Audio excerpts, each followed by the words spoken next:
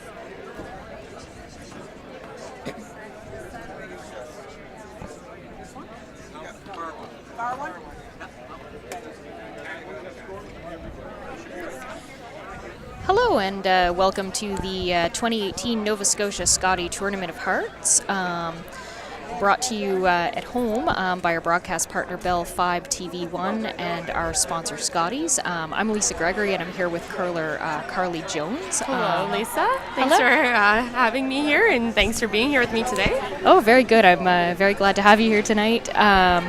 So playing on Sheet D this afternoon, our teams Kristen MacDiarmid throwing yellow and Team Jill Brothers throwing blue.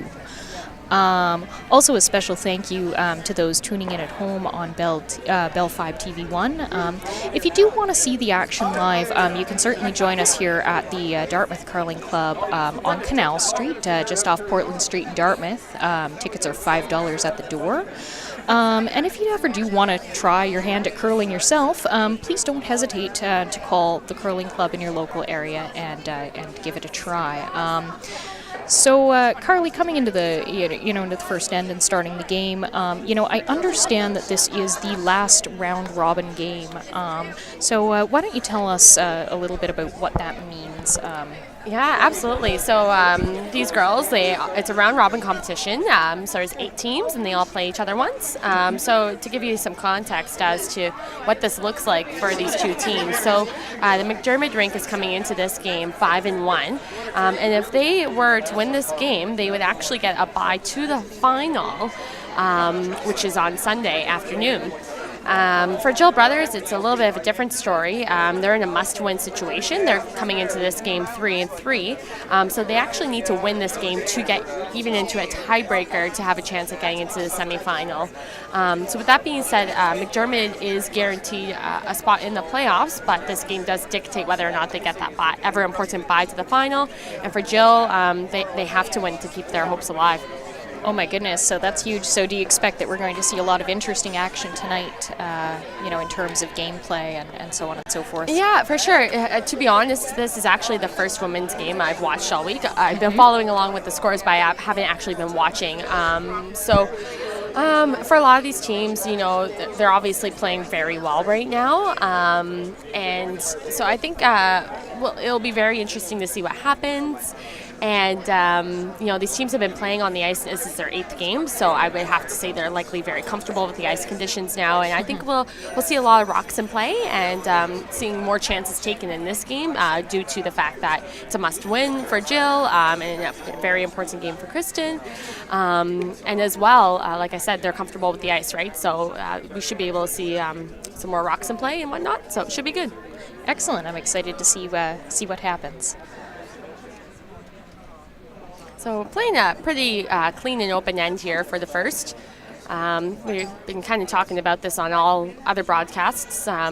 Typically we see teams play an open end for the first, just to continue getting used to the ice conditions. But a lot of people have been saying they've been noticing more rocks in play in the first end because every team does get a 9-minute practice to start off with, which gives them an opportunity to feel out the ice and see what it's like.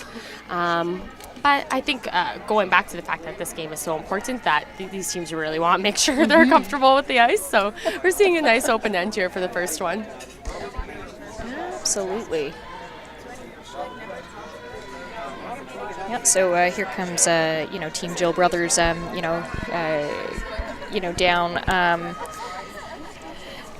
the ice. So we'll see what happens here. And so far that looks pretty open, just as you were saying. She hangs on now, so it's a rock that Kristen's going to have to make a play on. So a little bit of a different spot. Yeah, absolutely. So we have Liz Woodworth here throwing second stones for Team MacDiarmid. Wonderful. Yeah, so Liz has quite a lot of curling experience here, having curled for 18 years. I noticed as well, like in 2007, she was the provincial junior champion with Team Murray Christensen, and they're now teammates. Yeah. Is that correct? Yeah, Murray's just on the right there. Oh, sweeping, my goodness. So, yep. Yeah, no, it's really interesting. In the curling world, you end up playing with each other and also being insurance competition as well, so everyone's pretty familiar with each other, and it's funny how things work out like that. Absolutely. This team actually formed 2 years ago. Their fifth is actually Kelly McIntosh, Backman, I should say. She is now married. And she actually just had her second child earlier this fall. So she is not playing in the competition, but she is the fifth player for this team as well. So these girls have been playing together for 2 seasons now, so it's really great to see them come together and have such a great week. I think it really puts a testament to playing together and practicing together and becoming better as a team. It speaks quite loud, so that's fantastic. And they also had some success this year as well. They won a pretty big cash spiel in Ottawa. I shouldn't say Ottawa, Kemptville, the 2017 Royal LePage OVCA Women's Fall Classic. They beat a lot of really good teams there, so that was huge for them, and a big reason actually why they got the bye to this competition. And by the bye, I mean they actually got to skip the pre-competition qualifier and secured a spot in the provincials while the remaining teams, actually I should say, both Brothers and MacDiarmid both ended up getting the bye to provincials and did not have to play in the qualifier to get into this event. Oh wow! Now is that relatively uncommon? I would take it. Yes. So typically, so this changed a few years ago, where they're just trying to promote teams to play in different spiels, whether it's across the Maritimes or going to different provinces, such as how Kristen's team did when they went to Ottawa and won that spiel. And each different bond spiel has a certain strength of field associated with it. So depending on the teams that are there, you gain points for how you do in those competitions, and based on those points, they're called CTRS points, or I can't tell you for the life of me what that stands for, but it's basically a ranking system in Canada which dictates how well you're doing in Canada. And based on those points that you collect throughout the year, the 2 top teams in Nova Scotia that collect the most points actually get a bye to the provincials. So it's kind of an incentive for teams to do some traveling and play in some spiels that they wouldn't otherwise, in hopes to secure a spot in the Scotties here in Nova Scotia. So. That's very interesting, and absolutely, so we have 2 very good teams, facing off against each other tonight. Exactly. So another reason to answer your question about what kind of game we expect to see, we're going to likely see a very good game because these 2 teams are very familiar with each other and coming into this as 2 of the top teams in Nova Scotia. So excellent. I'm excited to see what happens as we progress through the game.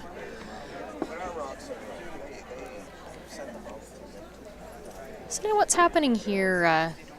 Yeah, so to get back to the game, since we've been kind of chatting about how these teams got here, so there is a guard out in front, and they just, Kristen's team did play the come around and got their rock into a pretty good spot, but Jill could still see a little bit of it, so I think we'll see her play down weight at this and try to eliminate that yellow stone. I don't see her trying to get under it and trying to get buried. She'll likely just try to remove that yellow stone and roll over to the side of the either 8-foot or 12-foot. Yeah. Very good. And she seems to be lining up for that shot there. Yeah, she's just getting herself ready there. Ever so important pre-shot routine. A lot of teams will focus on that pre-shot routine. Basically just, keeping things relatively similar for every shot so that when you have to make a pressure shot, that things remain the same and you don't feel any different in that moment. Absolutely, and that seems to be important. I've heard that this is the game of inches, as it were, sometimes. Yes, that's a very good way to put it. Yeah. Colin sweeping on this one. It is curling quite a bit towards the guard. And there, just didn't get it by. Yeah. I definitely think that curled more than they expected it to. I watched, I commentated a men's game on this sheet last night, and it was running quite straight. And I think that's kind of been the story all week, is the ice has been running straight. It's not curling as much as teams maybe would have expected it to, but that one definitely curled. I mean, it could be because the ice is still fresh. We haven't seen too many rocks go down many paths. So it'll be something interesting to keep an eye on throughout this game to see if maybe the ice conditions have changed a bit. Absolutely, and do you find, like, in your experience, like, being more used to the game, do you find that ice conditions do tend to, to change throughout the matches or even throughout the week and things, or does it stay relatively consistent? Oh, that's a really good question. I would say for the most part it stays pretty consistent. The guys that make the ice here are really good at what they do, and I think really that's the key, that all teams want to play on consistent ice surface where they kind of have an idea of what to expect. Teams that tend to do really well, though, are teams that can pick up on ice changes quickly. And teams get that experience. Oh, she just got by that. Holy, it looked like she might have just touched it, actually. And for those of you at home, you might have picked up on the collective sigh, that happened with the spectators who are joining us here tonight. Yeah, so I think the teams that, to go back to what we were talking about, is the teams that can pick up on the ice conditions quicker than your team tend to fare better. And you get that experience by playing in multiple events and playing in different clubs and different ice surfaces and getting used to making those changes sooner. So again, kind of puts into perspective of going away and playing in those bonspiels, and typically it improves you as a team. So yeah, absolutely.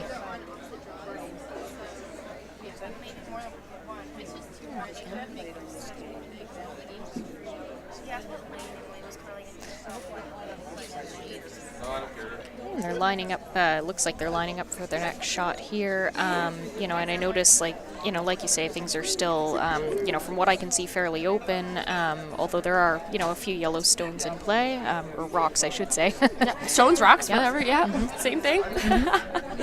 Yeah, so Jill's going to try, something to note here, this is Jill's last rock of the end, and Kristen is sitting too, so Jill's going to be looking to make sure she removes this rock, in hopes to try her best not to give up multiples.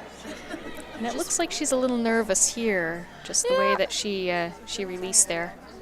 Yeah, she may have slid a bit tight and felt that she needed to get it out, in particular since she did wreck on the guard on her first one.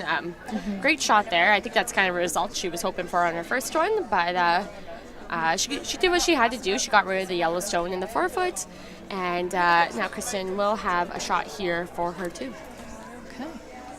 Now, it looks to me she's drawing, which makes sense. There's no need to remove that blue stone. She can just draw to get at least full 8 foot and to secure her 2 points in this end. She just played this shot, so she's familiar with the path. So it should come to no surprise that she's playing this shot. Very good. You love her, don't you?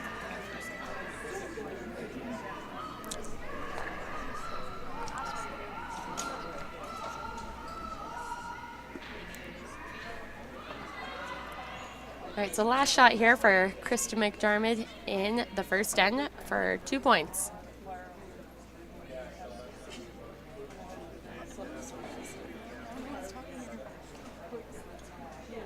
Sweeper's backing off a bit here.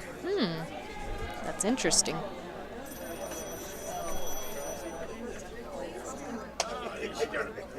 Sit down in time. I'm not going to say anything because in the last game I was calling, I got all of them wrong. I think the camera angle is really difficult to tell who is shot rock. What do you think, Lisa? Who do you think is closer, blue or yellow? Oh, that's a tough one, especially depending on the angle. Perhaps it might be blue, but I think, I think it'll be interesting once they come out and see, and do their measurements in order to see what's what. It's very, as Carly mentioned, it is very difficult to tell from our vantage point, which one is closer. They almost look neck and neck, to be honest. It's look at that. I actually think it might be yellow. Only reason why I'm saying that is because we have the overhead view from the cameras here at the club, and it does look like yellow from that. Yeah, from that really angle I close. can see that, and it looks like they're very carefully taking a look at this to see. Where's the camera coming from? How are they able to get this view? There's no cameramen out on the ice. This is fabulous. All right, so we're going to get a really good view of this measurement here. So if you look at the dial on the measuring stick, a little bit of shine there. So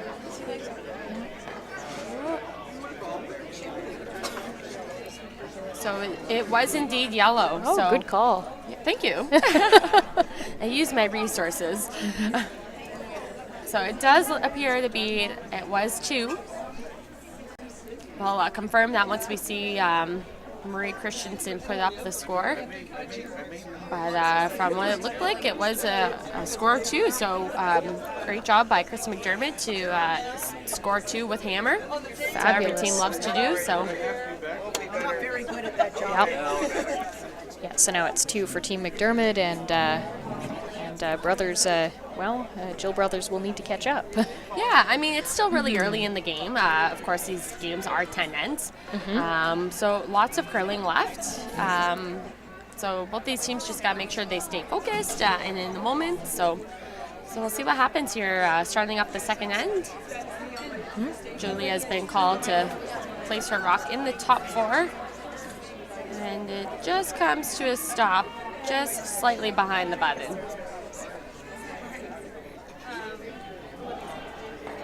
Yeah, and there that is there, and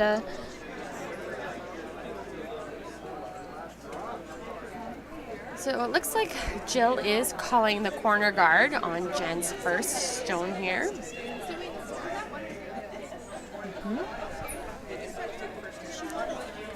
She does have hammer now in the second end, so trying to take an opportunity to set up the end the way she'd like to see it. And most oftentimes we'll see teams do that with their corner guards. She's just slipped in, so because it's in the rings, Kristen can hit that rock now. Had that rock just stopped short of the rings, you actually are not allowed to hit it because there is the free guard zone. So I don't know if someone explained that to you earlier this week, Lisa. For our viewers at home, Lisa's first exposure to curling was on Tuesday. And she's doing quite well, and she's very interested in the game. So she's asking very thought-provoking questions, which is nice. yes, I am definitely a newcomer to the sport. So I'm learning along with our viewers tonight. On Bell TV, on Bell 5 TV1. So. Yeah, no, but it's good. The 4 rock rule, or the free guard zone, I should say. Basically, what that means is for the first 4 rocks thrown, as long as they're in front of the house set up as guards, you cannot remove those rocks out of play. You can still move them around, but you can't move them out of play. And then on the second's first stone, you are allowed to hit any rock you choose. And actually, next year, to not confuse you, Lisa, but next year that rule is changing. I think worldwide, at least Canada-wide for sure, but I believe it is worldwide. They're changing to what's called the 5 rock rule. So you actually can't hit the guards until whoever has hammer, their second's first rock. Oh my goodness. Yes. So it's a bit more of an opportunity for teams who are trying. who are trying to score points with hammer in the last end, they have a little bit more of an opportunity to set up one more guard. So teams that say are behind 2 or 3 points going into the later ends have more opportunities to generate points that they wouldn't have been otherwise. Same to go with stealing, right? You can get that extra guard up that you wouldn't have been able to, that the team would have been able to peel. So, yeah, it'll be interesting to see how that changes the game and how teams approach that next year. Even already now in the Grand Slam events that are on TV, they sometimes will play those events with the 5-rock rule. And it's just something that they chose to do to change things up a bit and to give teams practice in playing with the 5-rock rule that's going to be coming up. So it's kind of interesting. So before, I couldn't tell you what year it was in, but that rule never used to exist. So when teams would get a lead, they actually would just hit every single rock out of play. So if you got a little bit of a lead and you throw up a guard, well, you'll just hit that, and as long as you're making your hits, you're going to win the game, right? So it's been it's really key to the game to have that, and really promotes playing really well throughout the entire game. Yeah, absolutely. I think that's a really interesting change to note, and just interesting that the sport itself is evolving. To be engaging and to give different teams a chance to showcase some of their strengths. Yeah, no, I completely agree with you on that one for sure. I like that word, evolving. Yes. Evolving is one way to put it. There's been lots of interesting things that have happened in this game over the last few years. You'll notice that these girls are sweeping with just yellow broom heads because there was the whole broom fiasco that's happened over the last couple of years where people were using brooms that basically had inserts in them or special material that would actually be very abrasive to the ice, and you could almost use your brooms like joysticks to guide where you want the rock to go. So now they've introduced this fair play fabric, I should call it, where all teams have to use a certain approved broom head in competitions, which includes this yellow fabric that are on all various broom heads. So. That's very interesting. I had also heard, as well, like around like some of the timing of the ends, like how things started and stopped, has changed a little bit. Is that true? Sorry, can you phrase that one more time? Sorry, that's pretty terrible. But like that, some of the ways that the matches are timed has also changed. Yes, I should say. I understand what you're saying. Yeah, so we've actually brought this up a few times, and this is probably my favorite way that the game has evolved. And again, can't tell you the year that happened. Not that long ago, definitely within the last 10 years. We now have thinking time. So all teams are given 38 minutes of thinking time, which means your clock is running while you're deciding on what shot you're going to play. But once I'm not sure if it's the back line or the T line. I've actually never clocked a game, and nor do I really worry too much about that part. But once the slider has hit the back line or the T line is when your clock time stops. So essentially, you're not being penalized if you're playing a draw, which would use up more time going down the sheet. Right. You're just being clocked for the time you're taking to think about your shots. So.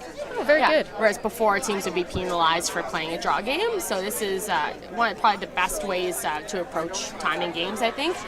Because really, it's almost like a game of chess, right? Yes. Where you use thinking time there, and when you're done making your move, you turn your clock off and pass it over to the next team, right? Precisely. It's very similar. So, getting back into what's happening in the game, so why don't you give us an update on what's happening on the ice right now? Yeah, absolutely. So we are on third stones here. So Jill Bars does have a hammer, so Erin Carmody is getting ready to throw her first stone here at the end. There are 2 yellow stones in the rings, and Jill's looking at getting Erin to potentially remove both of them, but at least it looks like by the way she's notioning with her broom there, she would like to just maybe remove that yellow stone but just roll over top of the other yellow stone. I don't think she's too worried about removing it out of play. Okay. There's still 3 rocks. After this shot, there'll still be 3 rocks left. So it's not, you don't need to remove that rock quite yet.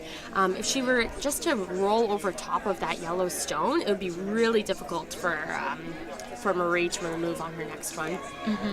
So Erin here with her first. Calling sweepers on right away.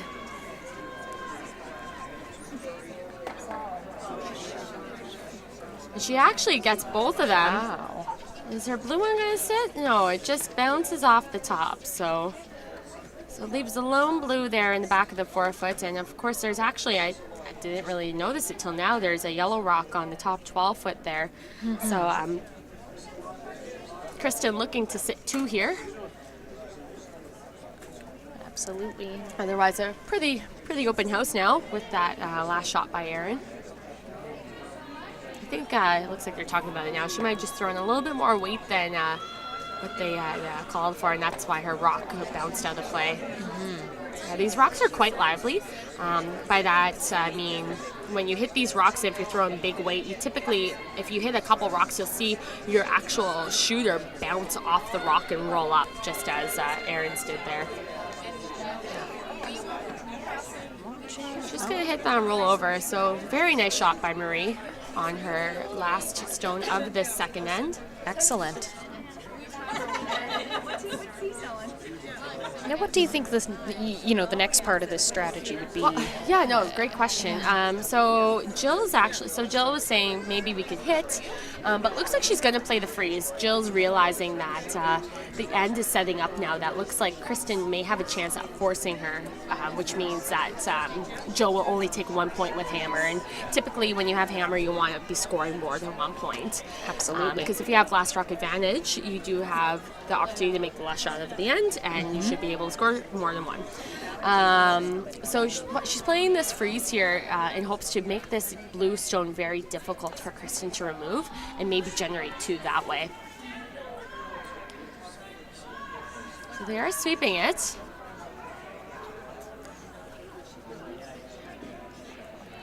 And she makes a very good shot.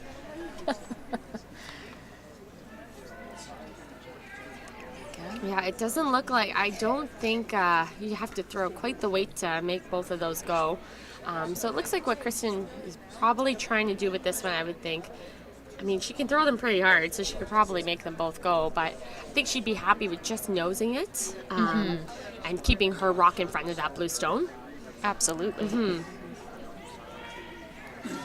So we'll see what happens here. She's not taking a whole lot of ice. So it's hard to tell whether or not she's planning on throwing a bullet or if she's just throwing a nice control weight even. I mean, that's almost the ice we've been seeing for control weight. Now, by bullet, I assume that you mean, throw it heavier hard. weight. Yeah. Just like it sounds. Yeah. No, she's just throwing control weight here. So. Okay. So she's just looking to hit that blue stone and keep her yellow stone right in front of it. So they're just cleaning it right now. Perfect stone by Kristen there. Very good. Yeah. So it looks like Jill's just going to play a similar shot to the last shot that was called. Again, just making it that much more difficult to remove the blue stones. She's going to have to be careful with this one.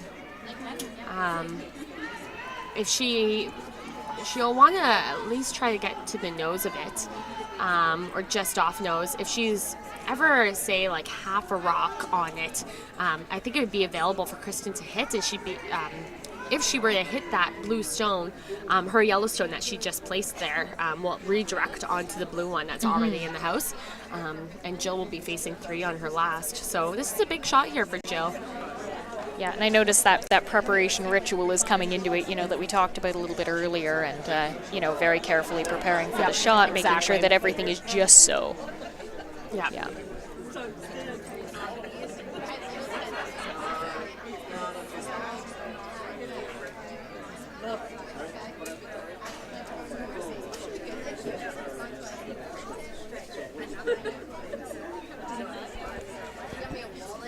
So first stone here for Jill Brothers in the second end.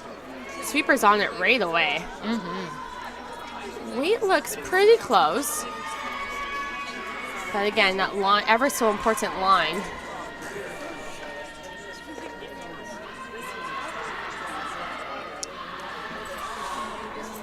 It's a pretty good shot. She managed to get some separation from the yellow and blue stone to make it more difficult to remove that blue one that's back there. Yellow is shot stone now. So it's going to have to be a decision here from Kristen on what she feels most comfortable with. it does look like, again, like I was saying, she didn't quite get to the nose of that rock, which I think she would have preferred. So I think if she throws down weight, so a nice, easy control board even, like you don't want to throw a lot at this. And you should be able to make that blue stone go away just down to the right of your screen. Correct. And roll your shooter just over into the edge of the forefoot area on the left. And then that way it would be very, very difficult for Jill to score too. She would have to remove both of those stones. So I would imagine that would be the shot she plays here. That's what she looks like she's lining up. But I think she's I mean, it's a little scary because if for any reason it over curls and you end up jamming it, you might be looking at giving up a couple. But I think no matter what, I think that yellow may go back onto that blue. So, but there's enough space here for her to squirt it by and roll her shooter into a pretty good spot. So we'll see if she does with this one. Like I said, I think we'll see something a nice down weight. Definitely. Now, in terms of difficulty, like how difficult would that shot be to make? You know, I mean, give or take. I mean, given the experience of the players as well that we're seeing on the ice. You know? The thing is, like, you just have to figure out where you want to hit it, right? So most of these teams know where to take ice for nose. She knows that she just wants to hit about half of that, so you just take maybe a bit more ice and just. It's not really that much harder. It's just you have to be precise with it. Right. Yeah.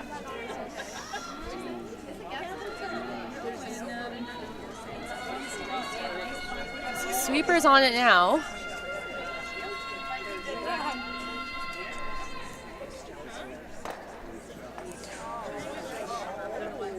Yeah, and like I said, that yellow one redirected a bit onto the back blue, and she manages to get the blue stone out that she was trying to. So that's a very good shot by Kristen. It's going to be, I don't think, she can maybe get the double for two, but that's going to make it's it not tough. easy, yeah. Yeah, it looks like a strategy. Yeah, I wouldn't be surprised if Jill just tries to nose this one for two. Going for the double could be a little risky, and she could look at giving up a steal, and you don't want to do that. So I think Jill's just trying to hit this one to get her single. So great shot by Kristen.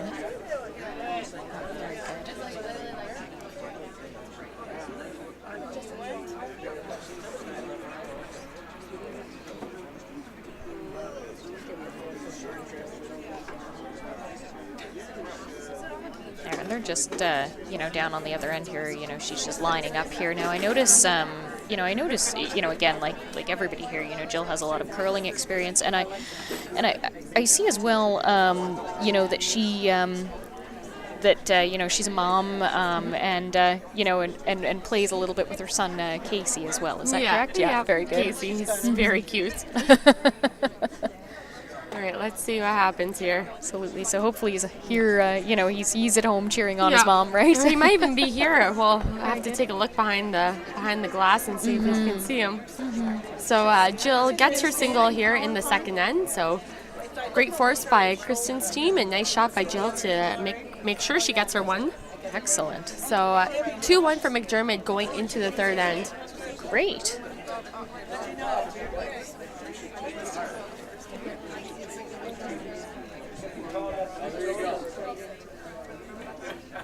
You can see tons of people in the back there. That's downstairs right behind the glass. Of course, we are situated upstairs where there's many people here as well. So it's always great to see everyone come out to watch this event. Of course, it's the biggest event in Nova Scotia of the year, so everyone's really excited to see the best teams play. Yes, it's a very full house here tonight, from the looks of things, down closer to the ice shed, and certainly up here. Very exciting to see what's going to happen and who's going to advance on to the finals. Now, just like in terms of where we're at in the round robins, as an overall view, I know some of these teams have played each other before. Carly, why don't you give us an update on where these teams stand currently? Yeah, I think now is a really good time to give a quick update. So in terms of how the round robin is looking, Kristen MacDiarmid and Marianne Arsenault are both at 5-1 right now, and of course both playing right now and trying to vie for that spot in the finals. If both teams were to win this game, Kristen would by default get the bye to the final because she did beat Marianne in the round robin. Right. So that would give her the bye to the final. And then we actually have 4 teams at 3-3. So Julie McAvoy, Teresa Breen, Jill Brothers, of course, who's playing right now on our featured game, and Colleen Pinkney in her foursome.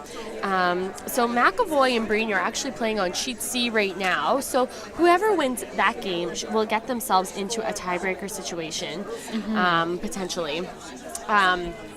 So right now in that game, just taking a look over at that sheet, it looks like they've blanked the first 2 ends, so it is 0-0 after 2. Teresa Breen does have hammer right now. And over on sheet E, we have Marianne Arsenault up against Colleen Pinkney, and Colleen Pinkney is in a must-win situation as well to get herself into a tiebreaker. So all the teams at 3-3 are looking for a win to keep their playoff hopes alive. So it'll be really interesting to see as these games come closer to a close what's going to happen. Yeah, it's very exciting indeed, and must be, very nerve-wracking for the teams who have prepared, this far to get into the Exactly. playoffs. But the nice part about it is, these teams are in control of their own destiny at this point, which is always nice. Oftentimes you'll be in a competition like this, and you kind of have to hope for one person to lose and this person to win, and blah, blah, blah. But really, it's a situation where the teams are 3-3. They just need to make sure they win their games. Yeah, absolutely. So that's fantastic, and that's really what the game is about. You never really want to hope for someone to miss their shots and whatnot. You just want to come out and play as hard as you can and play to the best of your ability. So it's really great. I was chatting with some of these teams before they went out onto the ice, and that was kind of the feedback I was getting from them, was that they're all very happy to be in the situation. Well, I shouldn't say extremely pleased, but they're all happy that they're in control of their own destiny, and that they know what they have to do this afternoon to keep themselves alive. Absolutely, and some extraordinarily skilled curlers out here. Yeah. And I should mention as well, over on sheet B, we do have Colleen Jones up against Isabelle Ladouceur. But those two teams are unfortunately out of playoff contention at this moment, so they're just playing for bragging rights over there. So I'm sure Ladouceur would love to get a win under her belt against the multiple-time world champion.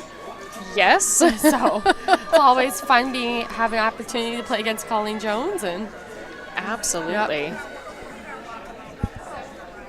All right, so it looks like this end is shaping up to be pretty interesting. Of course, Jill Brothers did take one in the second end.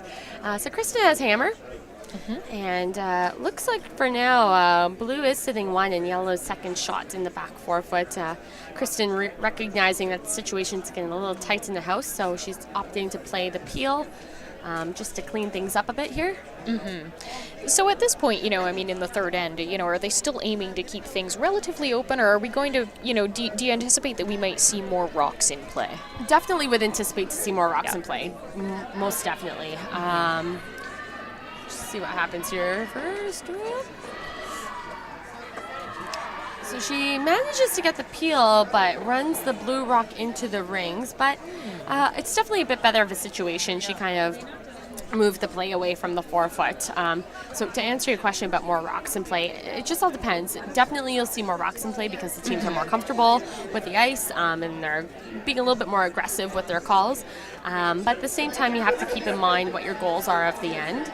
And when you have hammer, you want to really keep in mind that you want to keep the front open, where if for some reason things get messy, you want to make sure you have access to get to the button to score. So I think that was a really smart call by Kristen, realizing that, hey, I don't want to get myself into a boatload of trouble here. I'm going to kind of try to open this up a bit. Absolutely. And looking at, some of Kristen's histories as well, I know that she's gone to, provincial championships in New Brunswick and has some history playing at this level, quite a lot of history, yeah. And I'm just looking here. She only right here. If you notice at the bottom here, in 2005, she actually won the Canadian Junior Championship, which is, it's actually kind of interesting. So Kristen won that as a third for Andrea Kelly, which she actually is not curling at this moment, but for a lot of you listening, you would be familiar with who Andrea Kelly or Crawford is from New Brunswick, one of a very good curler to come out of there. And Jill herself as well, Jill Brothers, actually won a Canadian Juniors as well. So 2 very experienced skips playing here. Jill did skip in those games, but Kristen being a third was, she was the glue of the team for them. Right. I've actually played with Kristen myself in women's, and she was third with us, and she was excellent to play with, and she's a great leader, and she's obviously led this team really well this week to get to where they are. So it's just fabulous to watch, these teams playing to their full potential. Absolutely. So looking to remove at least this Yellowstone here on Aaron's. I'm just going to jam on that back one. But still sitting 3, so probably pretty happy with that one. So Kristen's going to try to remove this stone here in the forefoote. I think she wouldn't mind rolling a bit over towards the blue rock that's just behind the tee line. Absolutely. So would her strategy to be to remove as much as she can there? Not necessarily remove, but just put her rocks in spots that are tough for Jill to remove. Again, going back to the whole last rock advantage, as long as you're keeping the play relatively open, you essentially control the end and you dictate what happens. So a little wide there on Marie's first one, and looks like they played, I wouldn't necessarily, probably plan B, I guess, where they called the sweepers on, realizing, hey, let's just hit this other one because we're not looking too good to hit the one we want to. So she manages to remove one of the blue stones. So not the shot she wanted, but the outcome is not terribly bad. Perfect. So it'll be interesting to see, to see coming into this what Brothers, what Team Jill Brothers is going to do here. Yeah, I would think that Brothers. It kind of goes to what you were saying earlier. When you don't have hammer, you have to be careful about leaving the opposition stones in the house. I was calling the Kendall Thompson Mike Fleming game earlier today, and they got themselves into a situation where they were up 4, and there was a bunch of rocks behind the tee line, but Fleming's team had hammer. And all of a sudden, halfway through the end, they switched it up and decided to start playing freezes rather than hitting stones out, even though they were up. And next thing you know, they were giving up 6. Oof. It was horrible to watch. Like, you would never want to see that happen to someone. I'm sure Mike Fleming's team was quite pleased, but I was going to say it depends on who you're playing with. Yeah, exactly. But I think that, again, kind of keep saying, think about what your goals are at the end. Think about the score. There's lots of factors that go into how you're playing the end and what shots you're calling. So, these teams practice this by playing in multiple tournaments all year and discussing these situations in practice even, and playing these situations out so that when they get into these pressure situations and maybe their mind isn't thinking quite clearly, that they're able to have some of that clarity. Yeah, absolutely. Marie rebounds there with a double takeout, removing both blue stones. So that must feel pretty good, especially after her first one there that didn't work out the way she wanted. So nice shot there by Marie. So we're on to skip stones here in the third end. So Jill will be looking to remove this yellow stone, and I think she'd be happy with just nosing it, maybe flopping over a little bit to the other side, away from the other rocks. Keeping her stone second shot. So yeah, very carefully again preparing to line up for this. Now, in terms of precision, is this would this be difficult for her to remove that? Probably fairly straightforward. Yes, fairly straightforward. Yeah, definitely.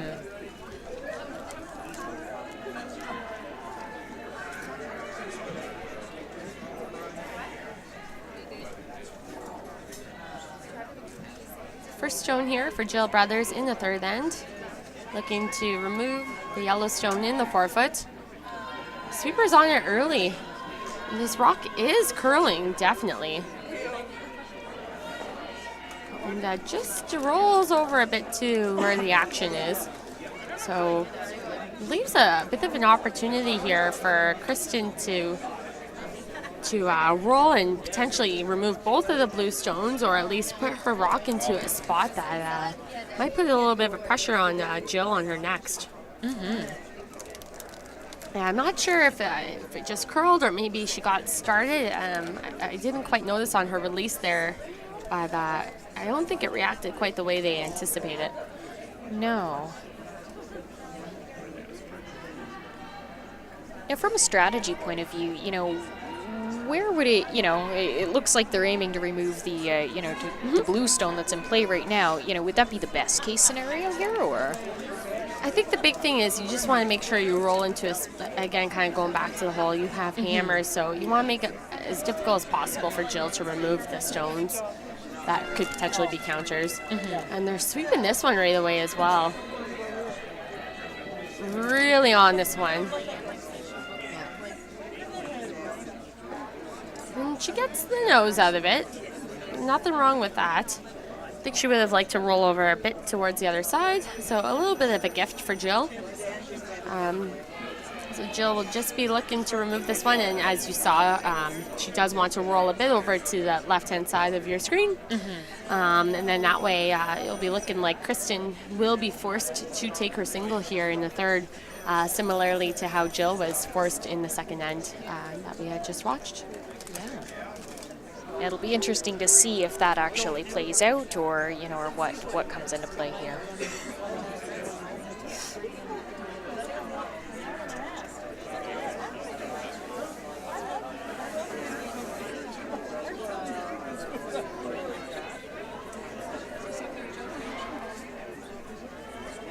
There we go, and here she comes. Now it looks like, to me, again, not being as familiar with the game, but it looks like they're sweeping pretty heavily on that there.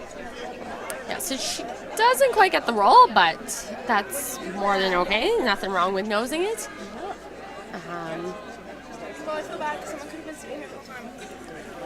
It's hard to tell. I mean, it looks like with that ice, she's just trying to nose it for her single. She really could, if she wants to be a little aggressive, she could try for the double, but it's, again, risky. Don't want to give up a steal, so... No. Yeah. I mean, you technically could kind of go for it. A lot of times people talk about even versus odd ends, and this is the third end. And typically you want to try your best to have hammer in the even ends, because if you have hammer in the even ends and you exchange hammer every odd end, then you'll have hammer in the 10th. Right, which is very important, is that correct? Exactly. So there is some thought to that, depending on the team. But judging by the weight on this one, it looks like she is elected to just play the nose hit here to go for her single point.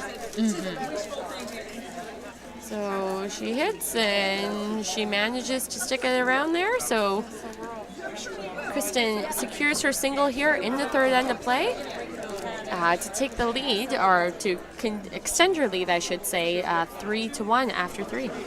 Very good.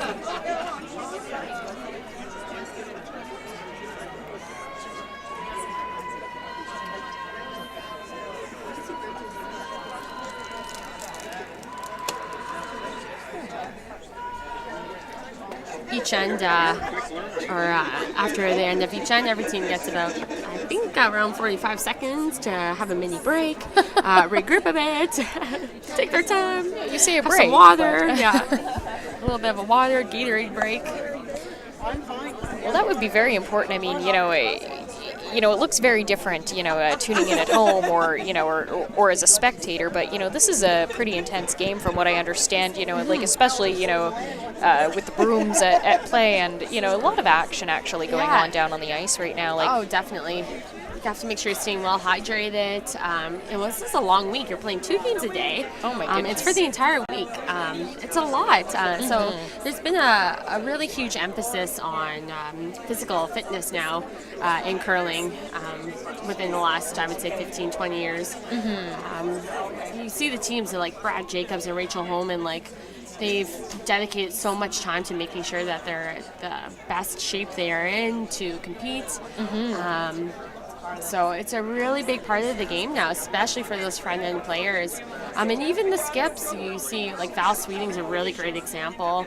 Her team's been doing really well on the circuit in the last few years, and she's been, she often talks about, and you can see, even just watching her physical fitness is quite high as well. And for being a skip, who you're not doing a lot of the sweeping, but putting that importance on overall throwing ability and having a steady delivery when you're coming out of the hack. Physical fitness is a huge component of this game now. Yeah, absolutely. And you know, and I mean, teams, from what I understand, they're training all year for these matches. For like sure. that's huge. Yeah, there's a lot that goes into off-season training. Of course, it's really tough when it's curling season. You're on the ice 5 or 6 times a week. And to find time in between, having a full-time job and how we've talked about with Jill Brothers' team, they have children, right? Oh my goodness. So you're taking care of children, you're working full-time jobs, you're trying to find time to curl. So really, is your time to work out? Not really. Some of them probably do find some time, but it puts a little bit more emphasis on that off-season training when they're, of course, from depending, usually April to May, spanning through to August, September. We don't keep curling ice available. There is very few places in the country that do have ice all year round. Notably, the Saville Centre in Edmonton has ice all year round. And sometimes they'll do certain clinics where they'll put curling ice into hockey arenas. A lot of the junior summer camps will do that, and sometimes competitive men's and women's teams will go and play there just for fun, really. Yes. Just to kind of get on the ice and feel it out, work those muscles they haven't worked in a few months. Yeah, absolutely. So a lot of these teams will try to almost mimic. They'll do interval training because you're sweeping really hard, say for 20 seconds, and then having to recover and go throw. So a lot of these teams will do different types of interval training. They'll do lots of plyometrics, so lots of different jumping types of exercises to mimic coming out of the hack. And improving their leg drive and whatnot. It's really interesting to see what these teams do. John Morris wrote a book about 10 years ago, I think. It was Fit to Curl. Oh my It has goodness. all these exercises that you can do to make you the best curling fit possible.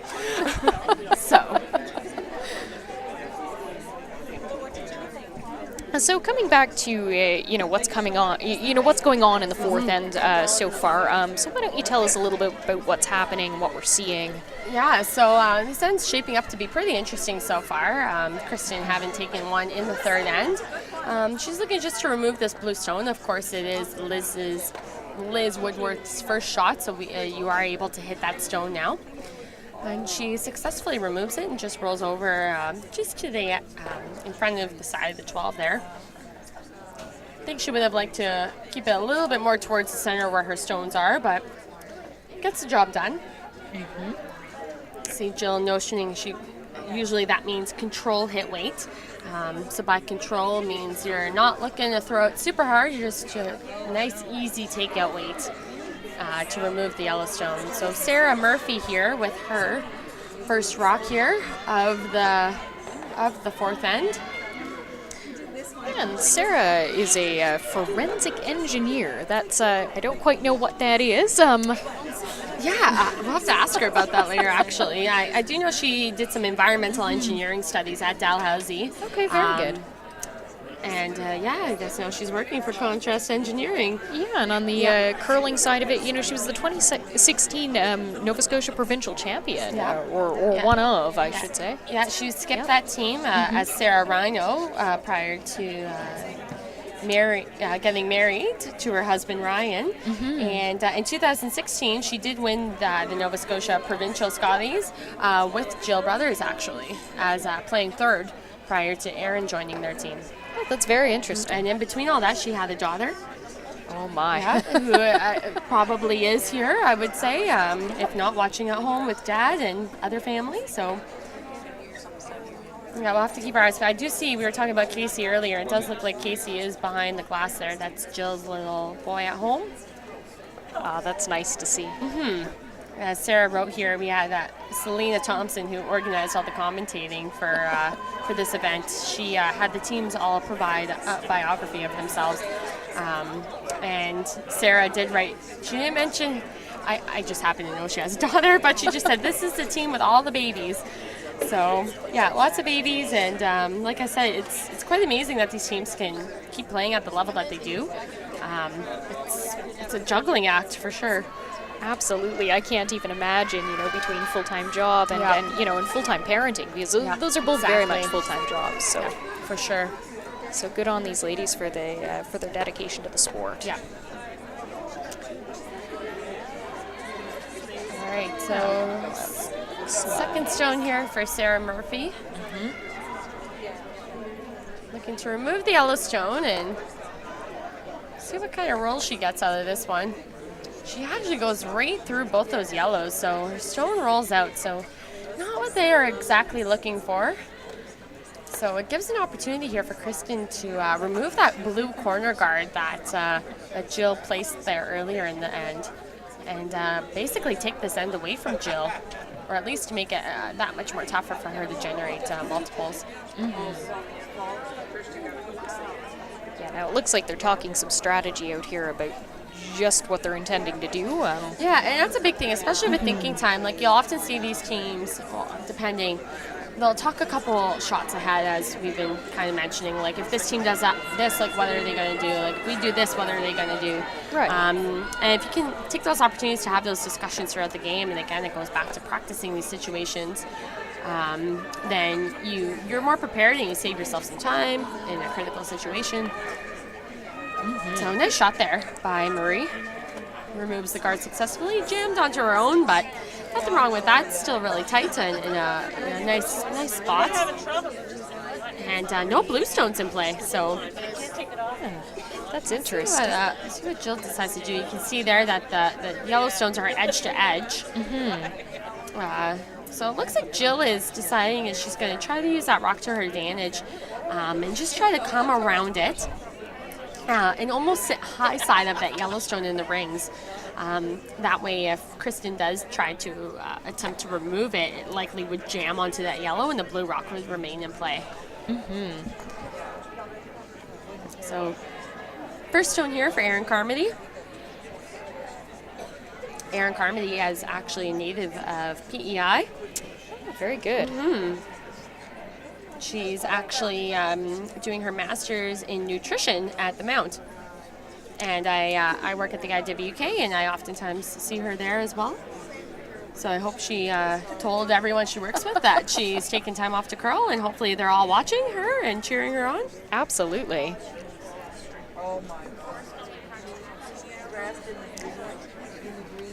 Now I see as well, as an Islander, so Erin was PEI Junior Provincial Champion as skip in 2007, 2008, and 2009, as well as a 2010 PEI Provincial Champion and Scotties National Runner-up. That's huge. That was amazing. I'll never forget watching that. I actually just met Erin probably a couple of years ago when I first moved out here, and I wanted to pick her brain, not pick her brain, but just say, just ask her about it, because it was so cool. She was just out of juniors. She played fourth for, she threw fourth stones for Kathy O'Rourke, and it was awesome to watch. They lost to Jennifer Jones in the final, and it was amazing. They had a banner year that year, and it was great to watch. And I think a lot of people were cheering for them. So I bet that would have been fabulous to see. Great experience for sure. And Erin did move out to Alberta for a period of time and curled out there, but now is back home in the Maritimes and curling here, and it's great to have her back. So absolutely, it's very good that that she's back on the East Coast. Yeah, for sure. Playing in Atlantic Canada. So trying to get the freeze here, and just comes up a little bit light. She would have liked to see that blue rock closer to that yellow stone. So it's a relatively simple shot here for Kristen. Just looking to remove that blue stone, and she'd be happy to keep her rock in play, but I don't think she'd be upset to roll out either. No.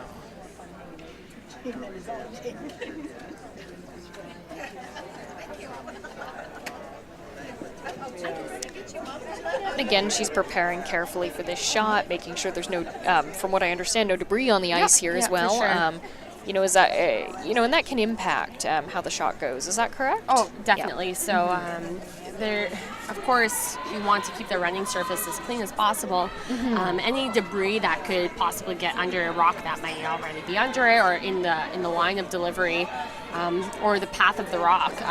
So you can see there, Julia is keeping the rock clean, just making sure that there's no debris in the way that could possibly cause the rock to go in a direction that they don't want it to.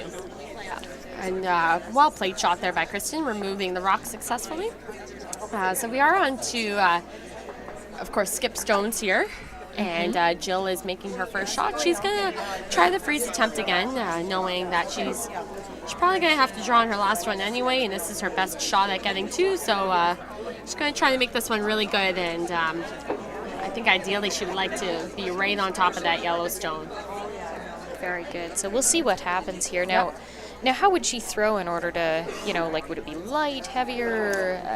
Is it a relatively simple shot? Or no, definitely not an easy shot. I wouldn't say that.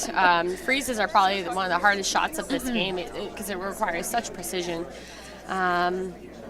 You don't want to bounce off. I think the biggest thing is you do want to make sure you're there. Yeah. Where Erin left hers, it was quite easy for Kristen to remove that. So you want to make sure you're there, but at the same time, you don't want to bounce it too much, right? So again, kind of going back to that precision. And you want to bring your sweepers into it. So it's just really communicating with your team as to how quickly the ice is running, because when you're in your pre-shot routine, you're as a team discussing how the ice is, and that is such a good shot there by Jill. She makes it look easy. It's not easy. And it's a team shot, right? You have your sweepers are watching every rock going up and down the ice and timing rocks. They all have stopwatches. They'll time from hog to hog, which is the line you have to let go of it, to the other, the hog line at the other end. And they'll use that information and look at where did the rock stop. And based on that time that they got and where the rock stopped, it gives them an indication of how quickly the ice is running. And based on that, they're able to incorporate that into their delivery, and they know basically how hard they have to push out of the half. That's so precise. And I think a lot of us and a lot of the viewers at home, or or even spectators who are spectating live tonight, I don't know that we really have a good understanding of what goes into that sometimes. So that is a very interesting fact. And again, as we had talked about earlier, I know that Team Brothers, this is their third year together as a team, so they would be probably, I'm assuming, getting very good at some of that communication. Exactly, and it just takes time, right? Great shot there by Kristen. So Kristen was able to just hit that one right on the nose and basically just put it into a spot that's going to be it's very hard to move to sit to. She has a couple options here. I mean, she could try to maybe poke it out a bit, but I'm not sure what she's calling here. That could either be ice for the hit or for the draw. So we'll see here what she's decided to do in just a moment. But it's going to be I don't think Jill's going to be able to get two out of this. Great shot by Kristen. Now, what is the best case scenario for Jill here? If she's unable to get two, you just want to make sure you score. You just don't want to give up a steal right now, especially kind of going back to the whole fourth end thing. You can take your one here, see what you can do in the next end, but you usually want to try to keep hammer in those extra or in that even ends.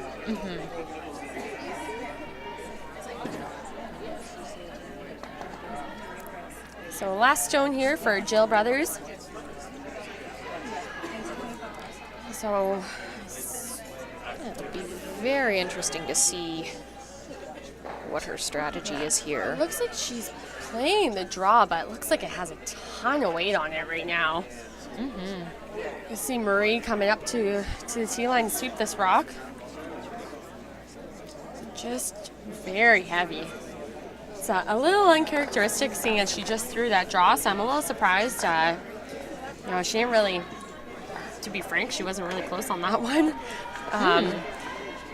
Typically you want to at least try to bring your sweepers into it, so you'll be thinking, top 12 or top 8, and let your sweepers bring in the rest of the way. Right. So it was just a little bit of a misplay there on Jill's. So that's okay though, you just have to kind of regroup. You still have hammer, so still have that opportunity to generate multiple points. So big steal for Kristen there in the fourth end. Very good. Yeah, well, that's what I saw. I guess Okay, and we're lining up for our next shot here. Just waiting to see what's going to happen here. Notice we're heavy on the brooms.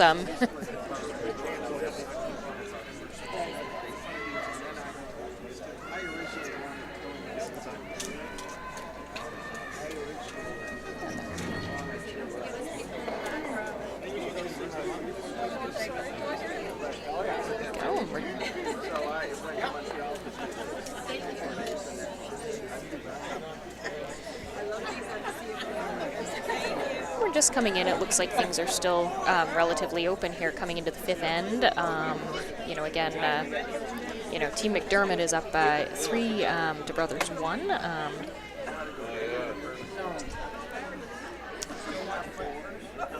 And they're lining, and Team Brothers is lining up for their next shot here. It'll be interesting to see what they do.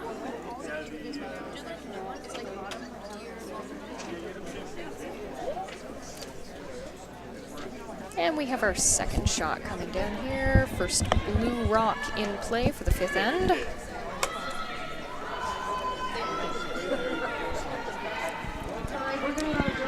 Nice corner guard there by Jen Bryan, sorry.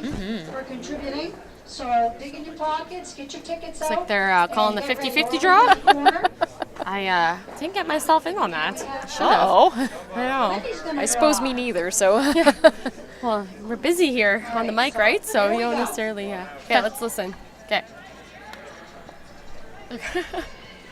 All right, here we go. 6, 9, 0, 3, 4, 7, 3.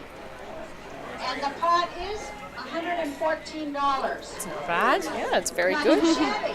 We're still waiting to see if we have a winner. They must be upstairs. We'll call the number one more time. 690 34 73.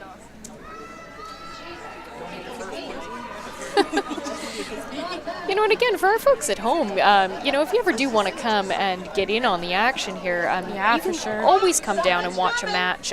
We are at the Dartmouth Curling Club here on Canal Street, which is just off of Portland Street in Dartmouth. Tickets are $5 at the door. It's really a great amount of fun to come down and actually see a match in person.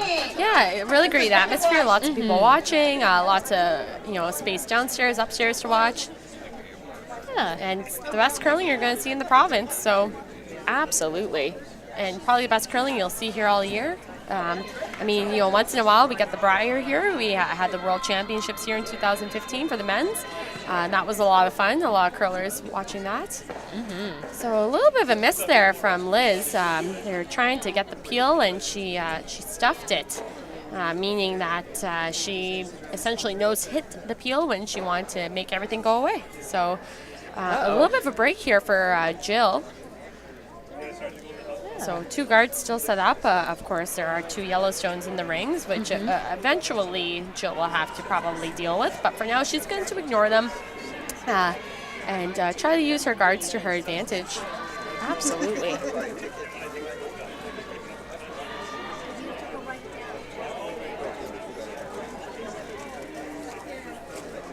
Now they look like they're sweeping moderately. Yeah, so she just curled a little bit more than I thought it would. See Jen there trying to get that rock in a good spot. So a miss there. Yeah. Usually when your opposing team misses, the way you try to get ahead is by capitalizing on those misses and making a good shot right back. So another miss. So Kristen's going to be looking to get the peel here, and of course Liz is going to try her best not to repeat the stuff and successfully make this peel. All right.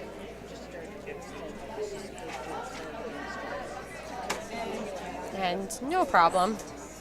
Very nice shot. Excellent. And that blue rock is now out of play, so they're in a much better position. Is that correct? Or Yeah, moderately? With Sarah's, Sarah's first one, she just nudged the guard. So the guard's still there actually for her to come around, and that's what Jill's not calling the come around behind that guard. She's actually coming around the yellow guard that Liz had previously left there. But that blue guard is still there in case they ever do need to use it. But it's a little bit better to come around this guard right now because you can come behind cover on the 8-foot rather than going behind the other guard and only being in the 12-foot.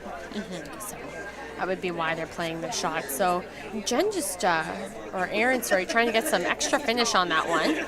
And by finish, typically when the rock is coming to a stop, and if you're the outside sweeper, so you're going against the curl, or sorry, against the curl is the best way to put it, but if the rock is traveling away from you and you're sweeping on the inside, you're actually going to help that rock travel even further away from you. Ah, okay. Yeah, so more so, the further you get the rock, the more it's going to curl because it's going a further distance. Right. So she did get that finish. So Marie is just trying to remove that blue stone. She can see a little bit of it. And she manages to do it. Very good.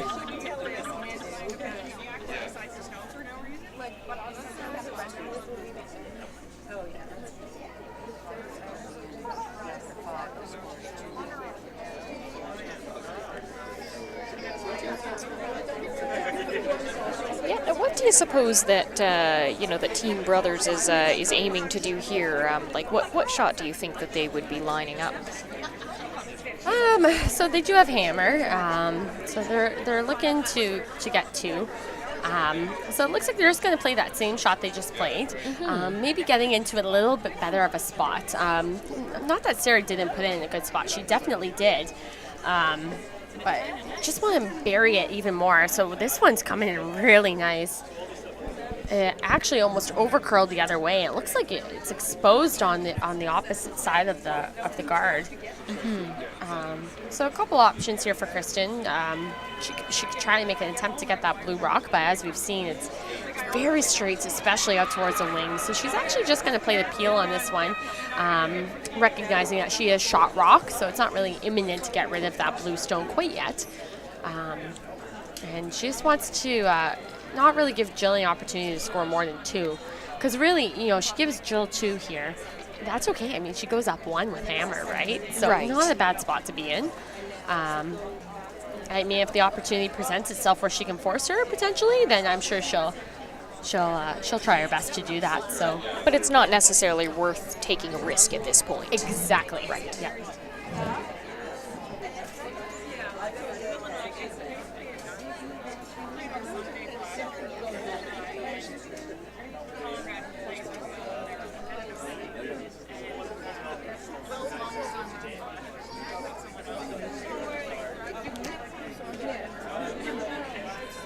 Well, it looks like they're lining up their their next shot here.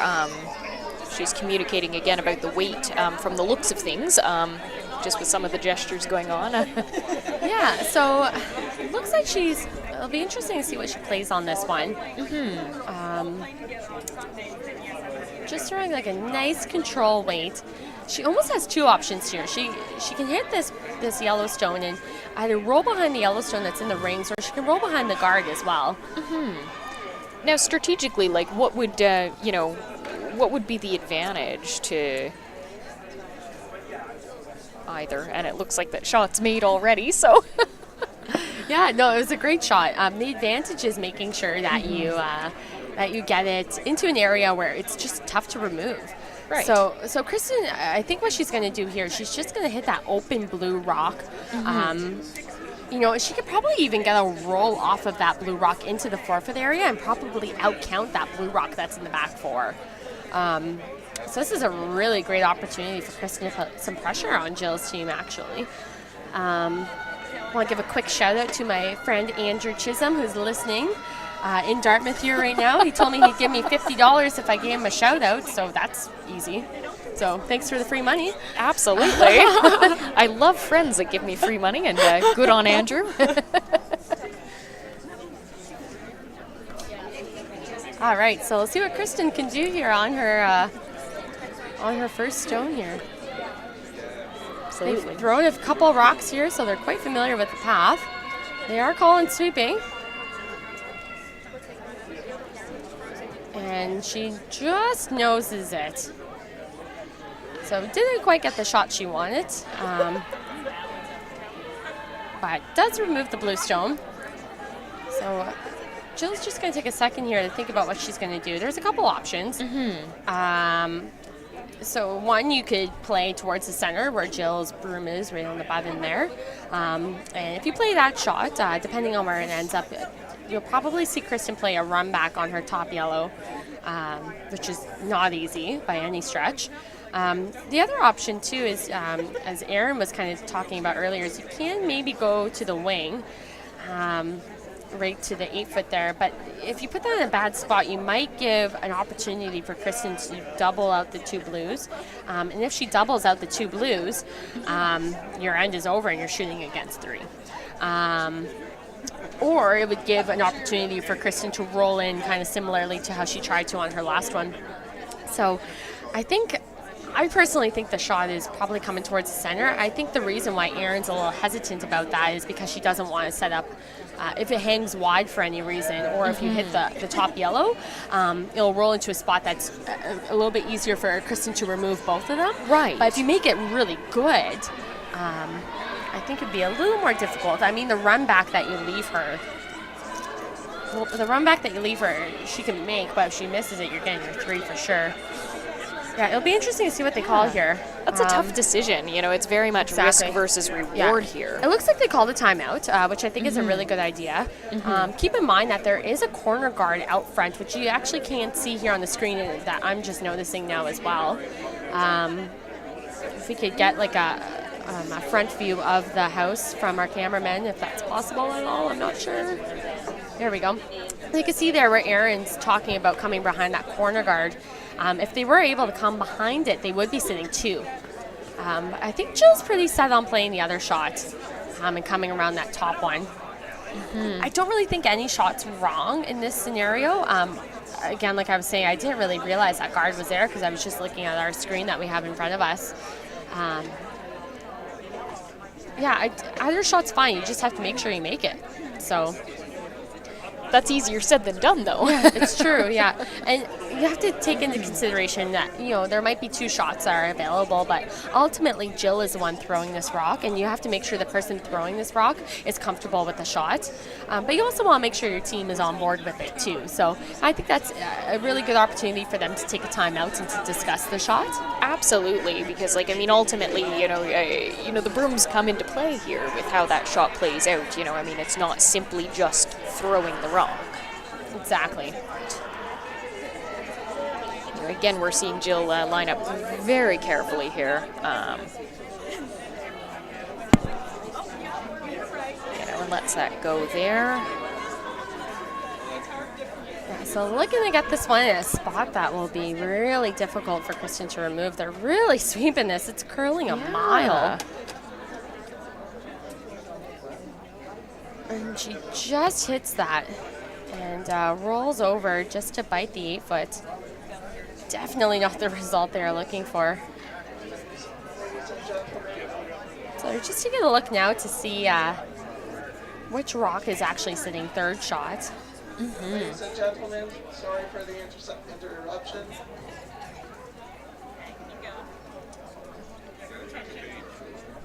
So a couple options here for Kristen. She's looking at those rocks to see which one's closer. Ladies and gentlemen, sorry for the interruption. The Bay Ladies Division of the Dartmouth Curling Club are selling tickets for the Sandra Schmerler Foundation. We have an interruption. Three I for feel $5 to 1 for $2. a little nervous First shock prize now. is 2 full event passes to the 2018 Scotties. All right. Second prize is $50 gift certificate to the curling store. Third prize is $25 Tim Hortons gift card. So it looks like Kristen's just trying to hit the rock that's in the back 4 there to get through that port. It's probably about 2.5 rock width port. It's not the easiest port to get through. She feels comfortable with this, so I'd be slightly tempted to hit that top one and try to make the double that way.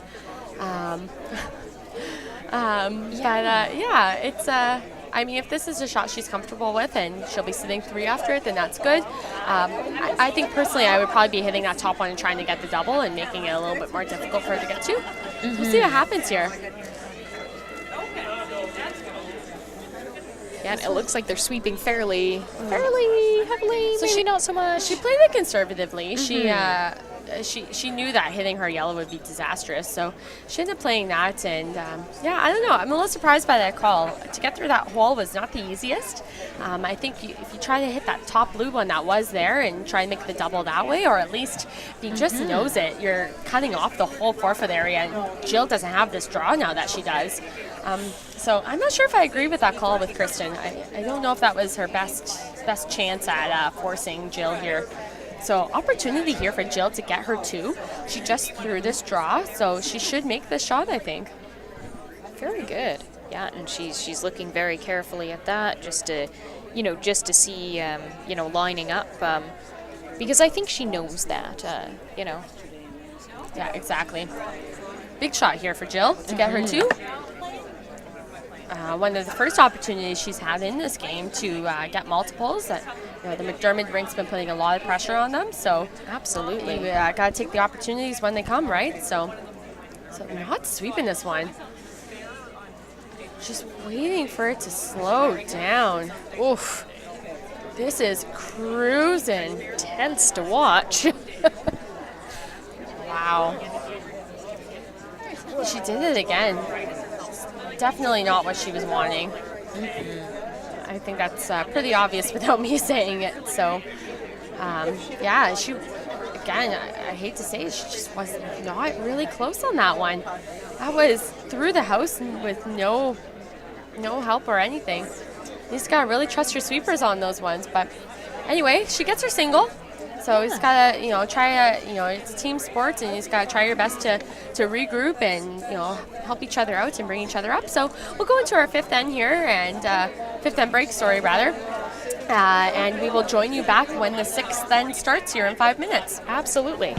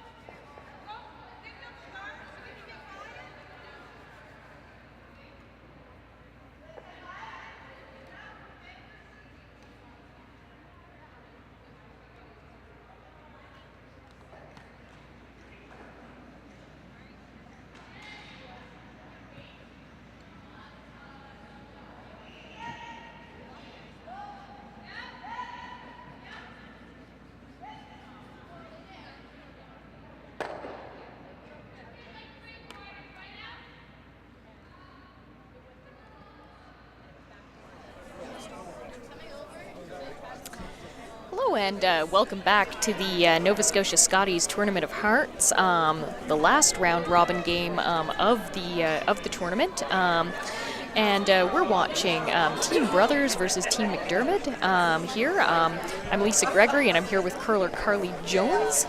Hello. Hello. And, for those of us tuning in at home, please tune in to Bell TV, Bell 5 TV1 in order to view the matches.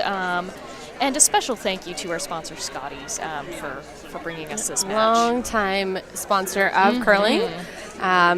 Over 25 years, I think.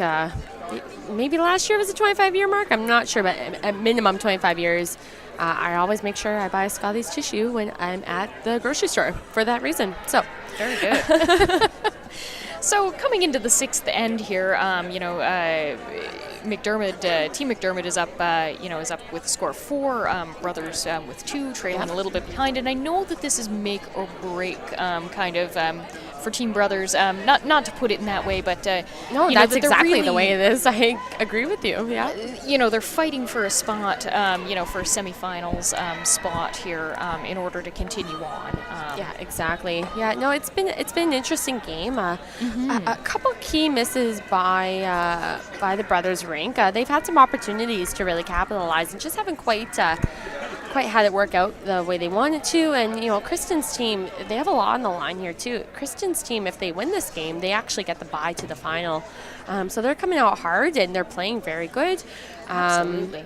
So yeah, it'll be interesting to see what happens for this last half of the game. 5 more ends left to play. So, we'll see what happens. Of course, we have a lot of other games that are on right now that are of utmost importance. So I'll just quickly give everyone at home a quick review of what's happening. So over on Sheet E, we have Arsenault and Pinckney playing. Marianne Arsenault, of course, is also 5-1. And she's also looking to win this game to potentially get a spot in the final, depending on what happens on our sheet. But regardless, Arsenault is guaranteed a spot in the playoffs, at least a semifinal tomorrow. And Colleen Pinckney is 3-3, looking to keep her hopes alive. And by winning this game, will potentially give her a tiebreaker opportunity. And over on Sheet C, which is actually our other broadcast, that has Dan from Bell TV1 on the mic, along with his commentating colleague, who I believe is Nancy McConnery, who also is a curler. They're commentating the Breen McAvoy game, which is currently tied after 5, and it's 3-3 over there. Oh my goodness! Both of those teams are 3-3, lots of threes. And whoever wins that game is also looking to secure a tiebreaker position as well. So lots of games that mean a lot. Over on Sheet B, of course, we have our Colleen Jones, Isabel Laddister game on. That game doesn't really have a huge impact on the standings. Those teams are out of playoff contention. But they're still here to playing for some bragging rights. So in that game right now, Colleen Jones leads 2-1, so a pretty low scoring game. So bring the attention back to our game here and see what's going on. Yeah. It looks like we're lining up for our next shot, and we'll see what's going on the ice and give you folks an update.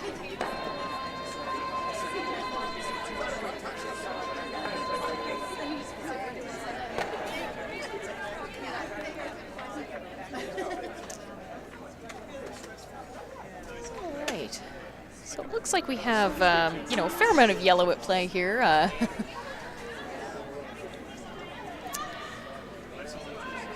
Team Brothers lining up here with Jill calling a shot. What strategies do you think that we'll see at play, coming into the second half of this game? Well, I think the big thing is, Jill's team, they've had a couple opportunities, one in the fourth end. Well, I shouldn't really say opportunities, but just a couple missed shots. And in the fifth end, they're trying to generate 2, and they did have a chance at it. However, there was a few more missed shots leading up to that. So with that being said, Jill's team is down 2 after 5, and they don't have hammer. So Kristen has an opportunity to take a lead here if she so wishes to. So I think what we're going to see here is Jill would be happy with forcing, but at this point, they really want to steal. So I think we're going to see them really shrinking down that scoring area. And by that, I mean blocking off access to the button, trying their best to get one in there, making it really tough for Kristen to remove. And they're not at a point that they need to go all out for the steal. They don't need to, they still have to keep in mind that they're only down 2. It's not really a bad position to be in, but it's not ideal. And definitely Kristen's team has the upper hand right now. So Kristen's just trying to keep it open here and playing the peel. Kind of going back to what I was saying, that Jill wants to keep the front as guarded as possible to give her an opportunity to really stick one in there and possibly score one. And there still is another guard that's out front. Jill is saying, there's a couple options here. We can play this draw, or we can freeze to that Yellowstone. I like this draw call. I think we'll see her play the draw, and then Kristen will likely peel the rock out front. And then we'll see what happens after that.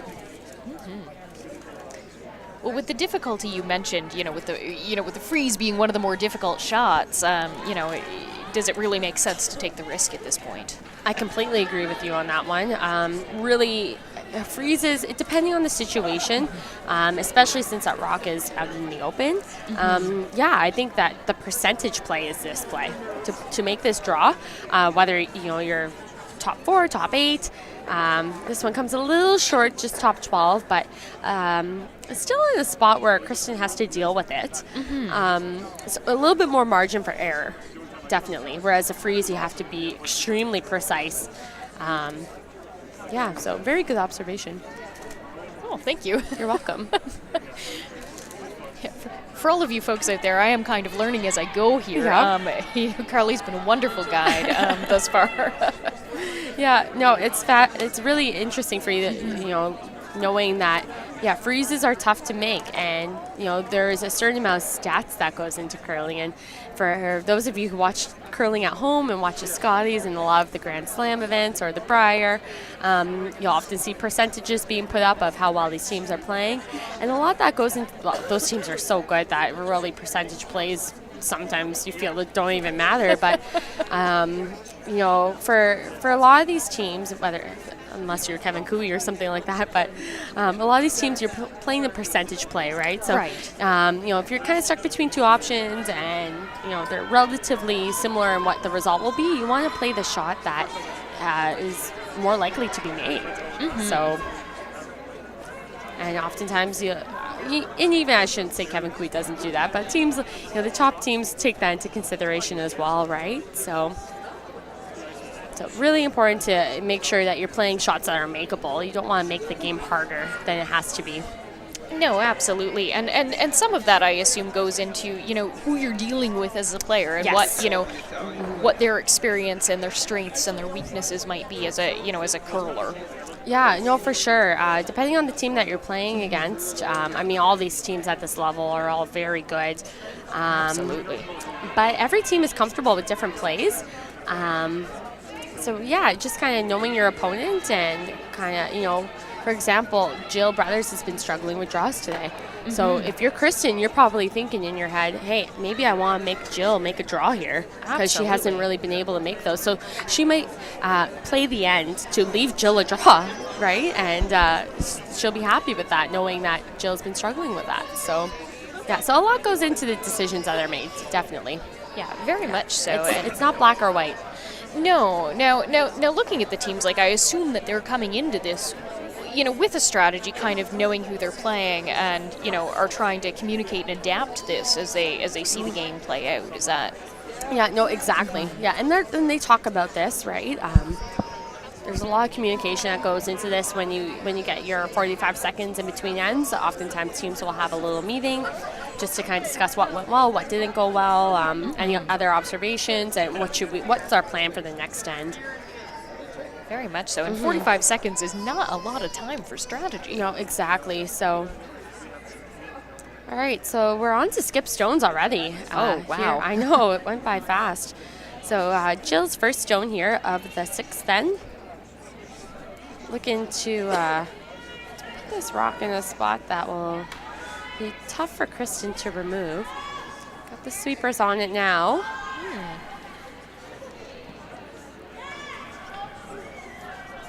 looking to come down to that yellow stone. She makes it perfect. Oof. Yeah, it's kind of interesting. A few of us were talking. There's the crying baby. I don't know where the baby is. I don't know. Must be downstairs. I think there's a mic down there. Yeah, there is a mic down, down much closer to the ice, so that we can hear some of the action going on down there. Crying baby. And we are hearing all of the action. Yeah. So, Jill made an excellent shot there. So, Jill's made a few freezes here, and a few of us were actually chatting at the fifth end break. With Jill throwing her, she was heavy on 2 draws, and we were all kind of thinking, like, is she just not adjusting properly, or perhaps maybe her rocks are maybe a bit mismatched. So it'll be interesting to see what happens on Jill's last one, depending on the play. I'd be interested to see, if it's a draw, what happens. Absolutely. Now, you see her rocks might be mismatched. Why don't you tell us at home, and out in the audience, for those of us less familiar with the game, what does that mean? Yeah, so every rock has a running surface on it that glides along the ice. And I'll explain in just a second here. I just want to watch this rock come down. Really sweeping this one. Oh, wow. That's actually one of the first misses we've seen from Kristen here. And I think it looked like it's straight over curled. I actually didn't really get a good look at how she threw that one, but again, we don't have the benefit of having those replays like they do on TSN, where they can take a second to reanalyze the way they threw those shots. But a miss there and an opportunity for Jill, and one of the few opportunities she's had this game, as Kristen's team's really had control of this game. But anyway, to say about mismatched, basically every rock has a running surface, and sometimes there can be some sort of disruption to the running surface that causes a rock to do something that you don't necessarily expect. So for example, a rock can be slow, or a rock can curl more. And typically players, if they're throwing the same shot twice in a row, you would expect your rocks to do the same thing each time. Right. And if for some reason you're throwing 2 shots in a row, which will be very interesting to see with Jill throwing this one, we should expect her, she just threw this freeze. She's looking to kind of just go in front of it. And she should be able to make that adjustment herself, being a competitive curler, to have that feel. And sometimes if you're throwing 2 rocks exactly the same and they're doing 2 totally different things, that's what we would call a mismatched rock. Right. And usually you want your skip in particular to have completely matched rocks, because those are your 2 last stones of the game. Yes. And typically a lead, they're throwing draws and throwing setup shots. And if you know that a rock is a little bit slower, you can take that into consideration when you're throwing it, and you can manage that rock a bit better. So typically those rocks will go to the lead thrower. Absolutely. So very interesting to see that play out, if that was in fact the case. Yeah, exactly. So we'll see what happens here on Jill's. That is the 4 rock, as you can see. It just comes up a little bit light. Yeah, she would have wanted to be a second shot on that one, but didn't quite get there. Yeah.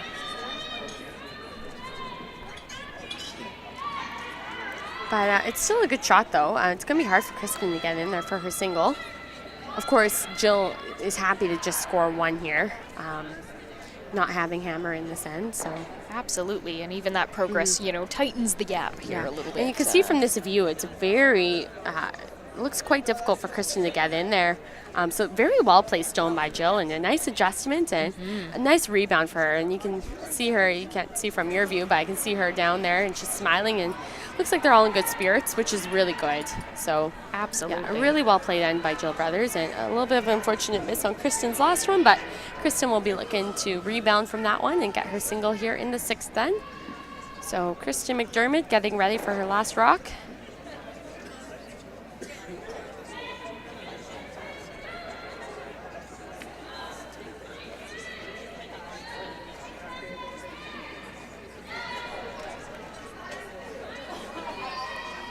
Sweepers are on it. Yeah. Weight looks close. I don't know. That could be Line is tight. good. Oof. She gets by. Is it going to sit in time is the question. She just slips by, so it looks to be a single for Jill Brothers here.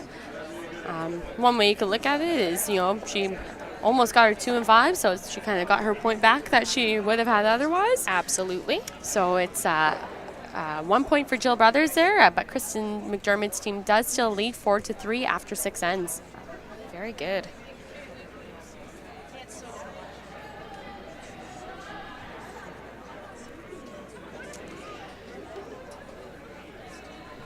So again, coming into the 7th end, Jill Brothers' team is slowly closing that gap, but obviously Team McDermott wants to keep that lead.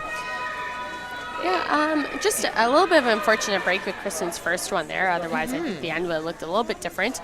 A lovely shot by Jill to make that freeze attempt, which ultimately was the rock that counted for the steal point. Absolutely. So, yeah, I mean, Jill's going to probably play a relatively similar end. She is still down 1. So I think, a steal here would be really great for her. But again, just kind of think about your goals at the end. Kristen would love to take 2, but she just has to make sure she keeps that front open. So we see the center line guard called, and it looks like it just slipped in. Oh. Yeah. And again, so they're going to take a quick look at it. Of course, Kristen can't hit that rock if it's not in, but it looks pretty well. Yeah, it's clearly in. So you can see Jen there. She's not too happy about that one. No, that was very close. Yeah.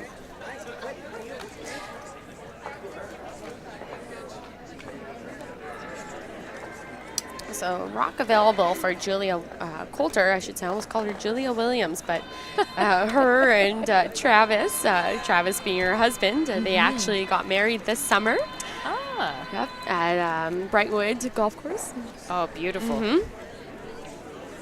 So she is now Julia Coulter. And her husband actually is playing in the event. He plays second for Stuart Thompson. And their team actually will be looking for a win to hopefully get a tiebreaker opportunity as well. Excellent. And Julia has again, a fair amount of curling experience, having curled 13 years. And I notice as well, that in 2015, she competed in the Nova Scotia Mixed Doubles Champions, actually with Travis. Yeah, and that was actually when mixed doubles was kind of first coming to light. I'm sure many of you watching and listening in right now just recently tuned into the mixed doubles Olympic trials that happened. And so Julia and Travis did play in 2015, and they did happen to win the Nova Scotia title, and they went to compete at the national championship that year, which was pretty cool. That's actually quite the feat itself. To curl with your husband in a doubles event isn't the easiest. I don't know that I'd want to curl with mine. Oh, it's hard. I curl with my significant other in mixed doubles, and not afraid to tell each other how you feel, and sometimes that can lead to some tension on the ice. And actually, a fun fact from the mixed doubles trials was that there was 3 married couples there, and between all 3 of them, they went 3-22 at the mixed doubles. So I think if you can figure it out, you could be really good, but the odds are not on your side. No, but a wonderful practice in good communication, I imagine. Outside of that, prior to the mixed doubles, Julia has experience, again, with the AUS and CIS curling championships, taking bronze in 2011 and silver in 2010. So very, very good track record here, as far as curling goes. Oh, yeah, for sure. And CIS curling, so that's referring to the University Curling Championships. Yes. Very good curling. We see a lot of teams do well at that, and a really great opportunity to curl at a national and even a world level. So it's really interesting to watch those events as well. So, but of course, this for a lot of these teams, as you can tell, Team Brothers has some experience at the Scotties, but for Team McDermott, we have Kristen. She's been to 1 Scotties before, back in 2006. And Marie, she actually represented PEI at the Scotties in 2016. So, varied experience between the teams, both at all at national levels, but through different venues, whether it be university, juniors, or at the women's level. So.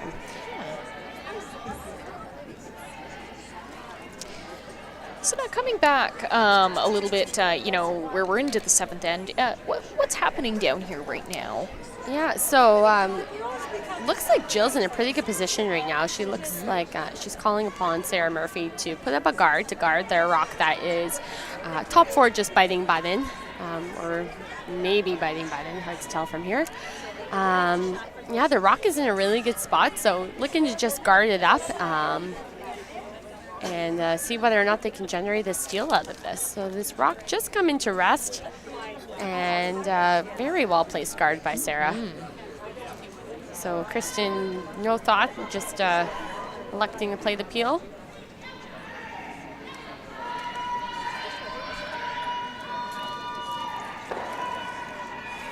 There she is with that shot there. It looks like they're sweeping out of the gate here quite heavily. Yep. Well played shot by Liz. Excellent. She took that guard out. So yeah, it's perfect. It's exactly what they were looking for. So.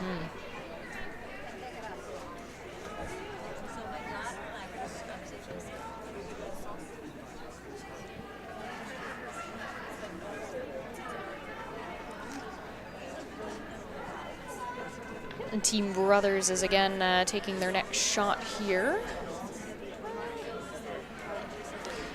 Now, do you suppose that they're looking to reestablish that guard, or is there another strategy at play here? No, I think they're just going to, probably keep seeing them throw this guard up. I mean, it sounds pretty repetitive, but, there's only 8 rocks in a game, and you have to, play the numbers game a bit, and you got to make sure you're blocking off that front, because really Kristen's looking to have her shot on her last. So whatever Jill's team can do to make that as hard as possible for Kristen is really what their goal is going into this. Absolutely. And that makes complete and total sense. Exactly.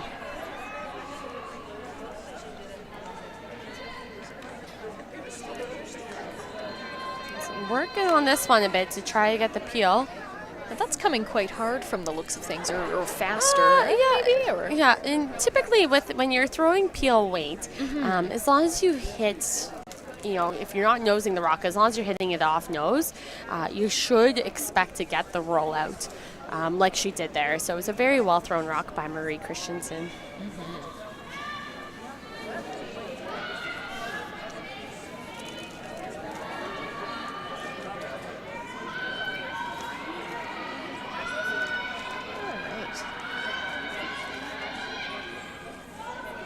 Again, looking to reestablish that guard and make it as difficult as possible for... Exactly.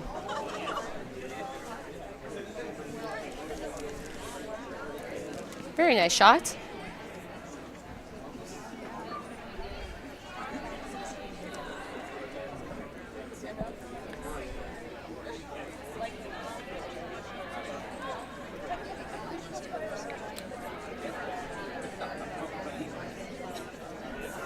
So looking for the peel here again. Yeah, Marie's lining up here.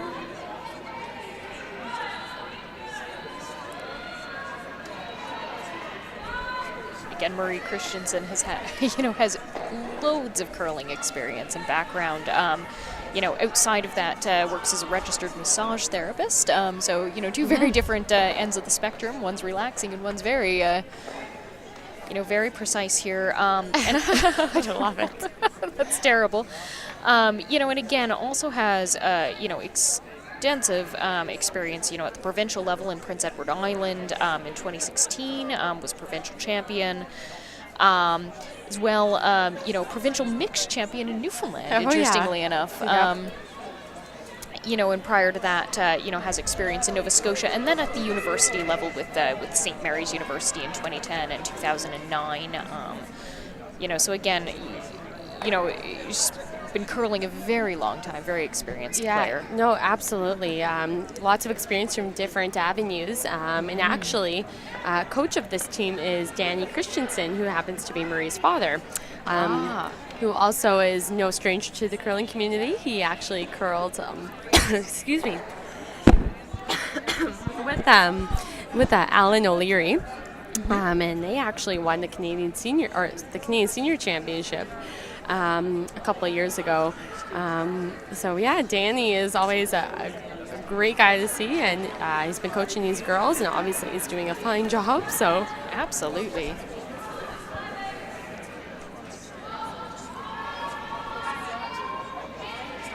Now coming back into what's happening here. I noticed that again Jill Brothers is taking their next shot here. yeah, so looking to just get that guard back up. Actually, Marie's peel was fantastic. She not only managed to get the peel, but she managed to hit the corner yellow and into play over into the 12-foot, which is actually kind of key when you're thinking later on in the end, if depending on what happens here, if Kristen ever were to have to blast out the rocks in the 4-foot, if for some reason Jill's unable to replace the guard. Perfectly, you still have that yellow catcher on the end, which is kind of helpful. So really good shot by Marie on her last.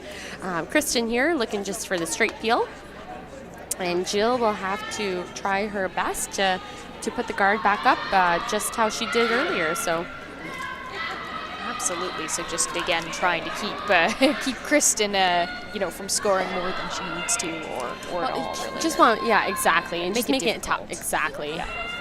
Really working on this one. Looks like she's gonna get the nose on this. Oh. I don't think that's what she intended to do there, is it? No. No. So now this is where it gets really interesting. Jill's sitting one here, but the yellow stone is just behind the button. So if Jill were to draw on top of that blue stone, she would not be sitting second shot. So I really think her best option here is to throw up a guard similarly, but she almost just wants to come just under the yellow guard that Kristen left there. That way Kristen doesn't actually have the run back. So she'll just be, again, I wish I had a telestrator, but she wants to guard her the blue stone so she can't pick it out, but she almost just wants to come under that yellow stone there that's guarding the front, so she doesn't have the run back opportunity, and leaving Kristen with only the draw option, which is extremely difficult. So big shot here for Jill. Absolutely. Opportunity to tie the game up. Oh my goodness.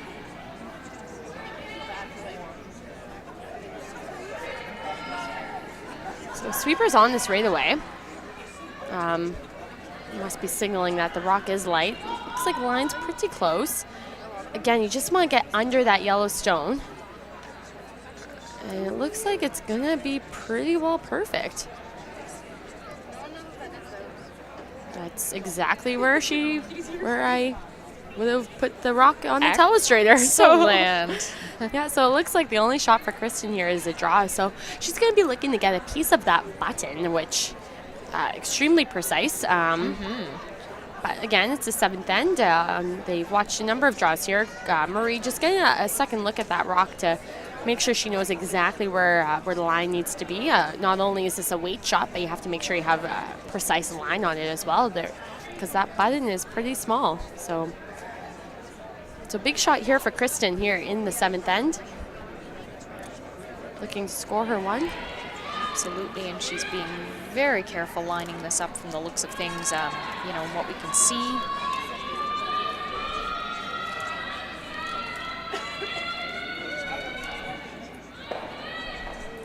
Mine looks close.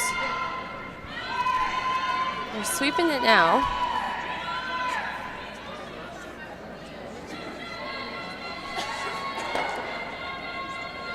I think she's got it.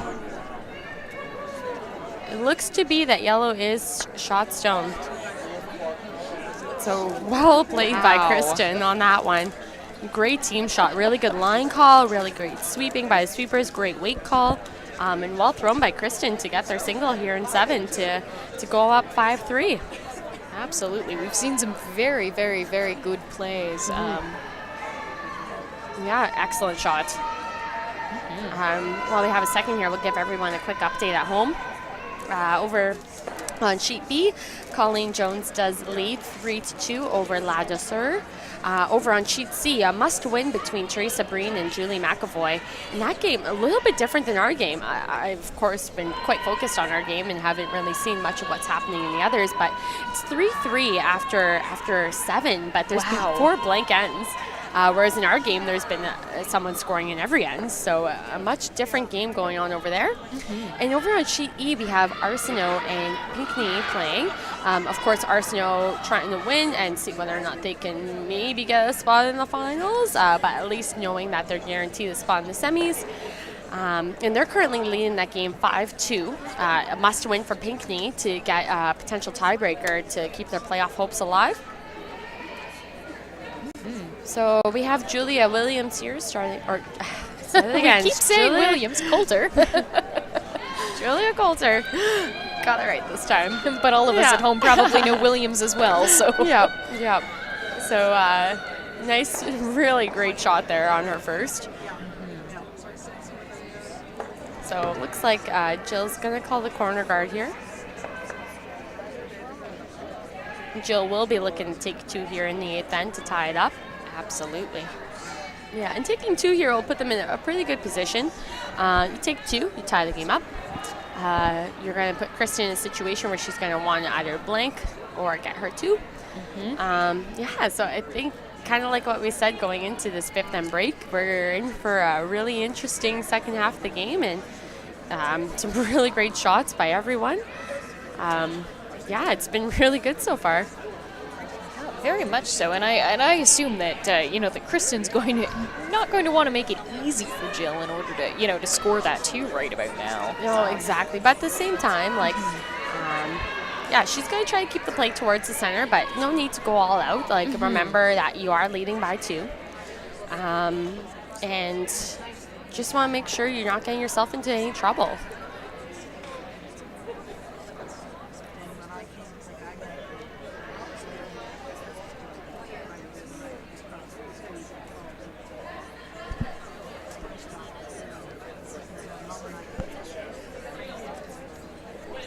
So Jill's lining up here. What do you suppose that that Team Brothers is looking to do with this shot here? So it looks like they're just playing the come around behind their corner guard that they just placed. And really working on this one to get it there. She's going to get by the top one, it looks like. That was close. Just going to come short, but there's nothing wrong with that. I actually didn't quite see the call there. It almost kind of looked like where Jill was standing that they did indeed call the double corner guard. Definitely a very interesting call. The reason why someone would play that is because it takes 2 stones essentially to remove those guards, which in an 8-rock game is crucial, right? If you're able to force your opponent into using their rocks the way you want them to, then that's fantastic. You're doing something right. So she threw up the double corner guard knowing that, I'm not sure if that was a call, but if it was, knowing that Kristen likely was going to peel, and now she's going to take the opportunity to try to sink one in now.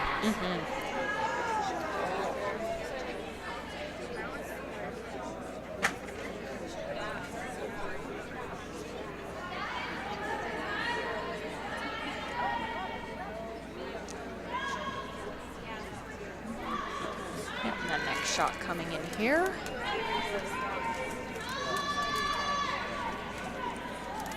And that's looking...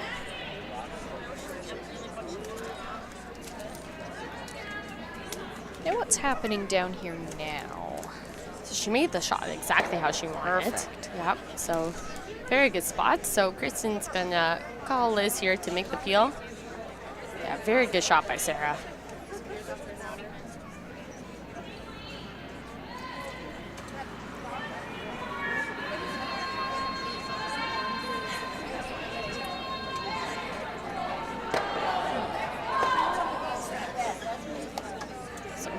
Actually manages to make the run back. Wow. They were just trying to make the peel, but I think they'll take that. Nothing wrong with that at all.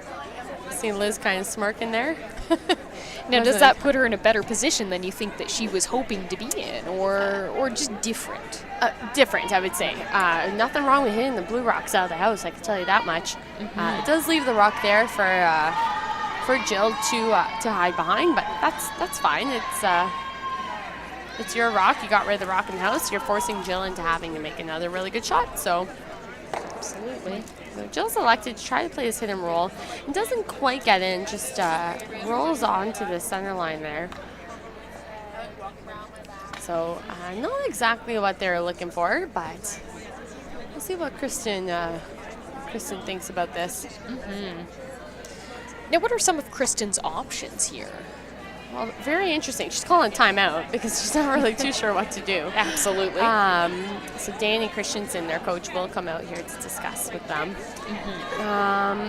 So, okay, let's talk this out. So Kristen's team is up 2 without hammer. They currently have 1 in the 8-foot. That was the stone Julia placed there. And so you have a few options. Obviously, the blue rock is very tight to the rings. It's in what we call the control zone. I don't think we're going to be able to hear Danny. From my understanding, when I was over on Sheet C, you could hear a little bit more. I think the mic is more over on that side. So I will try my best to supplement what he is saying. So you can see, you can read lips here. No easy feat. Yeah.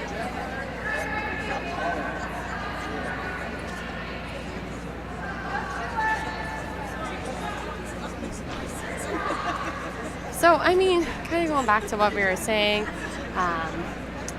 Kristen's team does have hammer. However, that blue stone is in what we call the control zone. So inside where the 4-foot lines are actually on the rings, and not every ice surface has 4-foot lines, but on here we do actually. So the control zone's in between those 4-foot lines, and the blue rock is in a really nice spot where Jill can use that to promote it closer to the button. So for Kristen, you don't necessarily really like where that rock is. Right. Jill definitely has a draw opportunity for her. Thinking this end really kind of going back to the goals of the end, I think Kristen would be really happy with forcing Jill to 1 here. And then if they were able to get 2 and 9, then they're going up 3. Right. So it looks like they're playing this double peel. So this actually makes quite a bit of sense, I think. The corner guard, if anything, is going to help Jill ultimately. And they're trying to just slash that yellow into the blue and hopefully get rid of both of them and just essentially clean up house a bit. Absolutely. Now, is this in terms of difficulty, how hard is this shot? Harder than not, I would say. Yeah. So she's going to get 1 and hits the blue, and that's a fabulous shot, actually. She's able to replace that blue stone with her own and partially guard her stone in the rings. So you got to be happy with that one for sure. Oh my goodness. Especially without hammer, you're keeping the play towards the center. Great shot by Marie. Again, we're not exactly sure, maybe that's what they were intending to do. Kristen essentially notioned that she wanted to at least drive that corner guard into the blue stone, but the result was great. So really nice shot.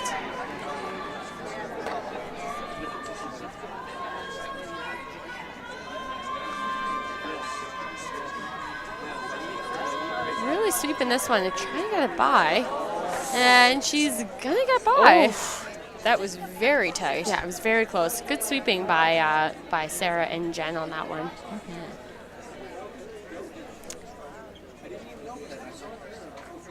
So now looking at what's happening down here, what would you say would be where we want to see where would they want to see this go in terms of the shot that they're lining up currently? So I think with Marie's here, she would really like to get the inside roll behind the guard. Getting the roll, Jill will have to really think about what she'll play on her next. Just cleaning it.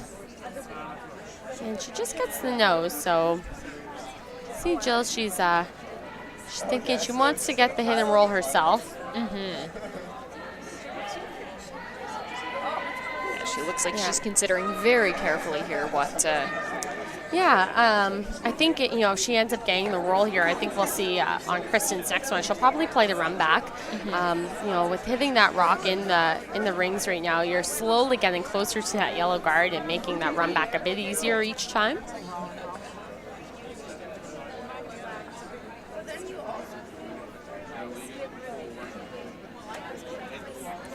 They're just just watching at this point. Out and now a little bit of sweeping. So again, quite didn't get the curl that they're looking for. So it looks like Kristen here, you know, she actually probably wants to just nose this one. If she ends up getting the hit and roll, like I was saying, every time you hit a rock, your rock moves further up into the rings.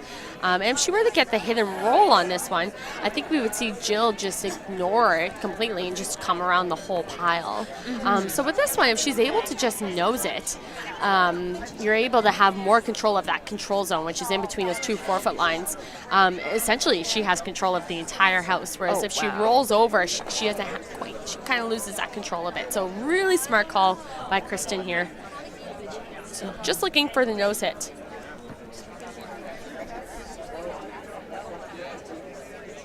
Now let's see if she makes that.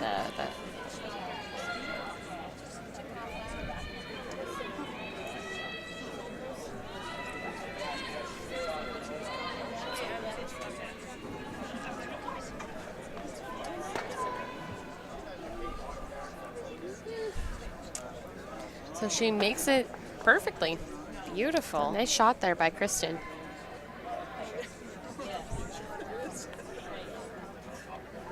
So a little bit of a decision time here now for Jill. She can play the come around behind, play the intern come around, kind of where they're standing and where they're, it looks like that's what they're going to play. Now, what other option would she have, really? You know, is there any other good option?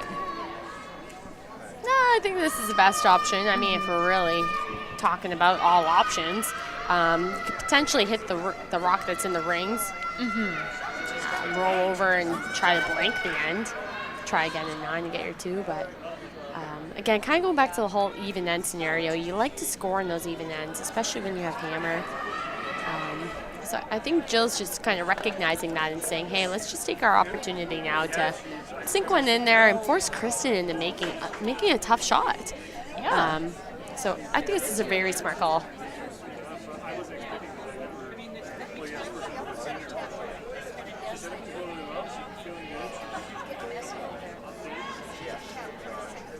And here she comes. Sweeper's on it right from the start. Weight looks pretty close. You see, it is curling. Needs a bit more. You have Sarah on the inside trying to work it over. And it stops in the 8-foot. From this angle, it looks like Kristen can see most of the blue stone. So didn't quite get the result she was looking for.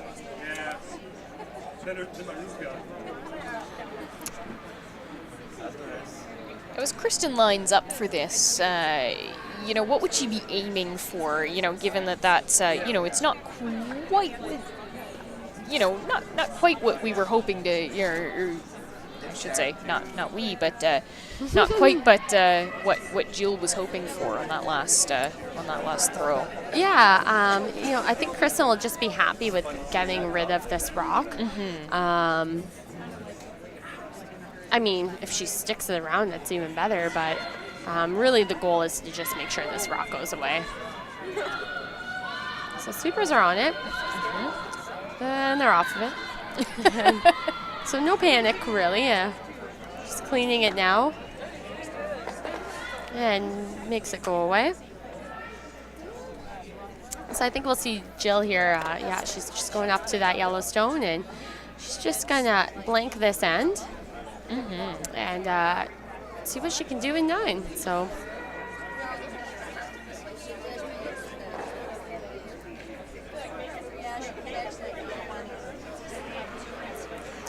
We see Jill, you know, very carefully cleaning, you know, going through some of those rituals that we've seen, you know, throughout the match, and you know, and in general here, just lining up very carefully.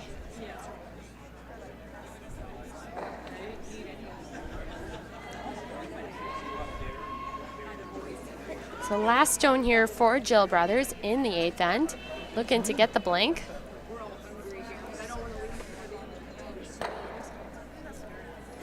And she noses it, and the end is done. So Wow. blank end. And Jill Brothers' team does retain hammer going into the 9th end with 2 ends left to play here. So with the 2 ends left, and there being the gap between Krista MacDiarmid and Jill Brothers, how do you think we're going to see the last of this game play out? Yeah, so Jill's really going to be, she'll try to get her 2 here, but I think, that's a really good question. There's a lot of different options, right? So she has hammer. Mm-hmm. It's hard to steal.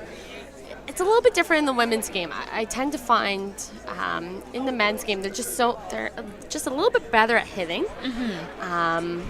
So typically, if you're a men's team and you're down going into the last end, you're going to face some difficulties trying to steal. I would think here with Jill, she would rather score 2 and try to steal, or blanket and be able to have hammer going into the last. Mm-hmm. I think the biggest thing, you just don't want to get yourself into a situation where MacDiarmid could steal. If MacDiarmid could steal in any way, you're going to be in trouble. So I really think the goal of the end is you want to make sure that whether you're blanking or you're scoring, that's fine, but the worst thing you can do is give up a steal. So really just keeping that forfeit area open and making sure you have a shot on your last to at least save the end and then go into the 10th and then give it your all. So. Oh, absolutely.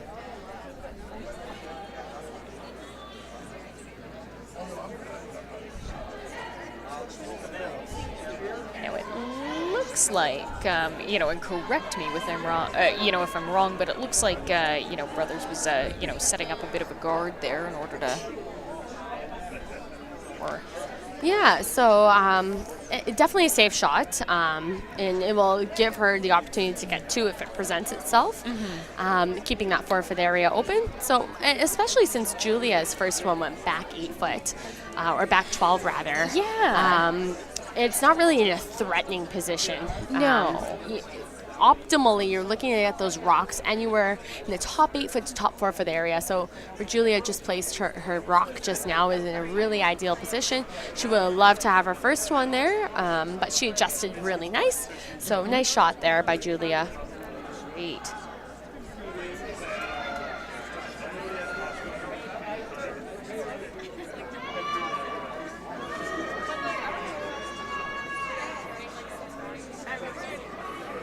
Looks like Jill is opting to put up a second corner guard. So I think we have our question answered as to what Jill's trying to accomplish. She's really going hard for her 2 in this end. Absolutely, but we're in the 9th end. Can you blame her? Oh, it's better, if you have an opportunity to steal to win the game, that's way better than having to steal to go to an extra and have to steal again. Mm-hmm. And again, like I said, you're keeping that forfeit area open. So Kristen's going to just look to remove any chance that Jill has here to score more than 1. Julia has placed her second rock in a really nice spot, which eventually Jill will have to deal with. So girls are sweeping this one to make the peel. And just sweeping it to get it out now. And well done. Good shot there by Liz Woodworth.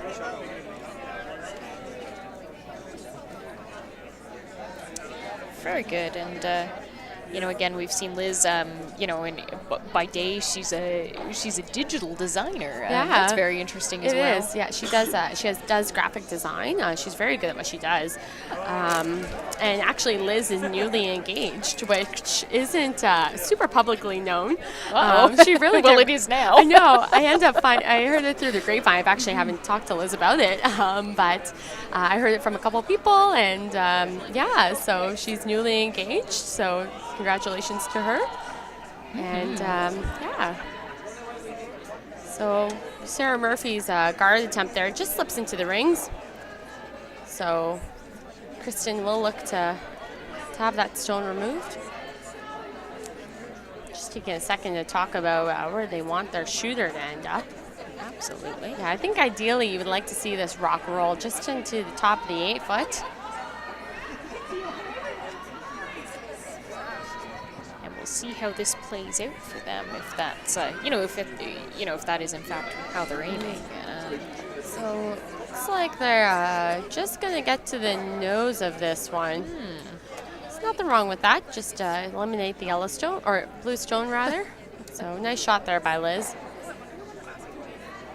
Very good.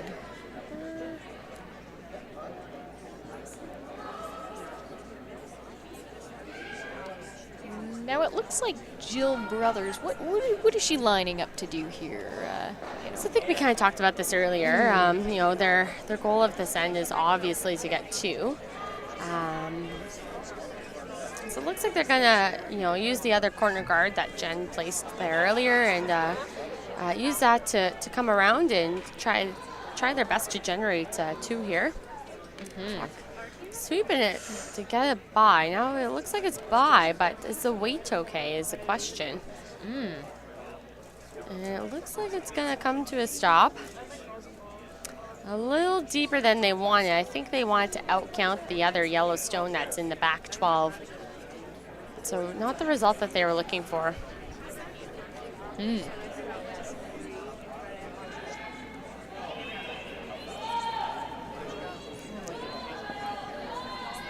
So Marie Christensen getting ready for her peel attempt here.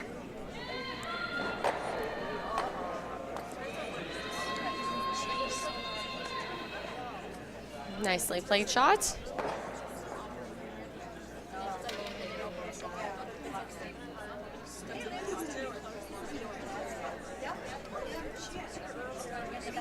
So it looks like Jill's just going to freeze on top of that yellow stone. So again, just trying to make it a little that much harder for Kristen's team to remove the blue stone. Absolutely. Yeah, Jill's just really, you know, it's an open house at least, so it's pretty risk-free for her to play this.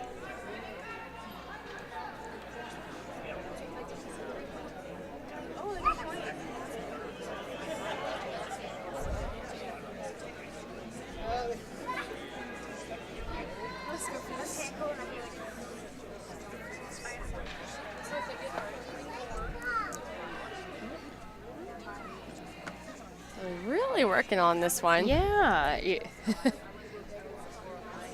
he gonna get there?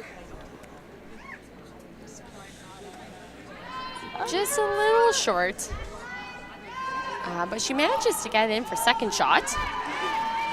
So Kristen's gonna take a second here to decide what her best option is. A little bit of a risk if she hits that top blue. If she ever were to jam it, then Jill pretty well be guaranteed too. So it looks like Kristen's just opting to hit this this other blue stone. Hopefully roll in a little bit. Yeah, this is definitely, she's just playing, this is a scoreboard shot for sure. She's just recognizing that she doesn't want to get herself into trouble. She can force Jill and have hammer up one. That's a pretty good situation. So hitting the open blue stone here.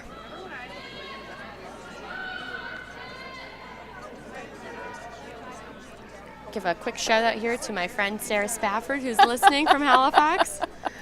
She's very happy with how our commentating's going. Very nice wonderful. compliment from her. So Excellent. Well, you are doing a fabulous job. we are doing a fabulous job, is what you mean to say. No, it's been excellent commentating with you. You're asking very thought-provoking questions. There are questions that I feel a lot of people would ask watching curling, and not only that, but they're questions that are not surprised. You're asking me questions that are making me think, is the best way to put it. They're not easy answers, so. Absolutely. Well, keep us both on our toes tonight as we're watching this match play out. And again, looking at the last round robin of the Scotties Tournament of Hearts here, and very interesting game so far. And again, thank you very much, to Scotties. He's very committed as a sponsor, and to our broadcast partner, TV or Bell TV. I can't talk now. My goodness. Bell TV1. Bell 5 TV1. Yep, for sure. Just to quickly mention here, what a great shot by Aaron there. Wow. I think that was Aaron at least. I believe that was Aaron's last shot of the end. But what a shot. Oh, it was fabulous. Yeah, not an easy shot to tap it back and to put that blue rock just on top of that yellow. Very nice shot. That certainly makes things interesting. Yeah, so Kristen looked like she was pretty well decided on what she was going to play, but it looks like they're calling a timeout here. This is pretty crucial. I mean, if you can somehow make the best opportunity to force Jill into only getting one, that's really the best opportunity for Kristen to win this game. Looking at the rocks and the rings, you gotta be careful. If you ever were to run back that blue one onto the blue that's in the forefoot, Jill can pretty well sit two really nice. So let's take a look here and see what they're talking about.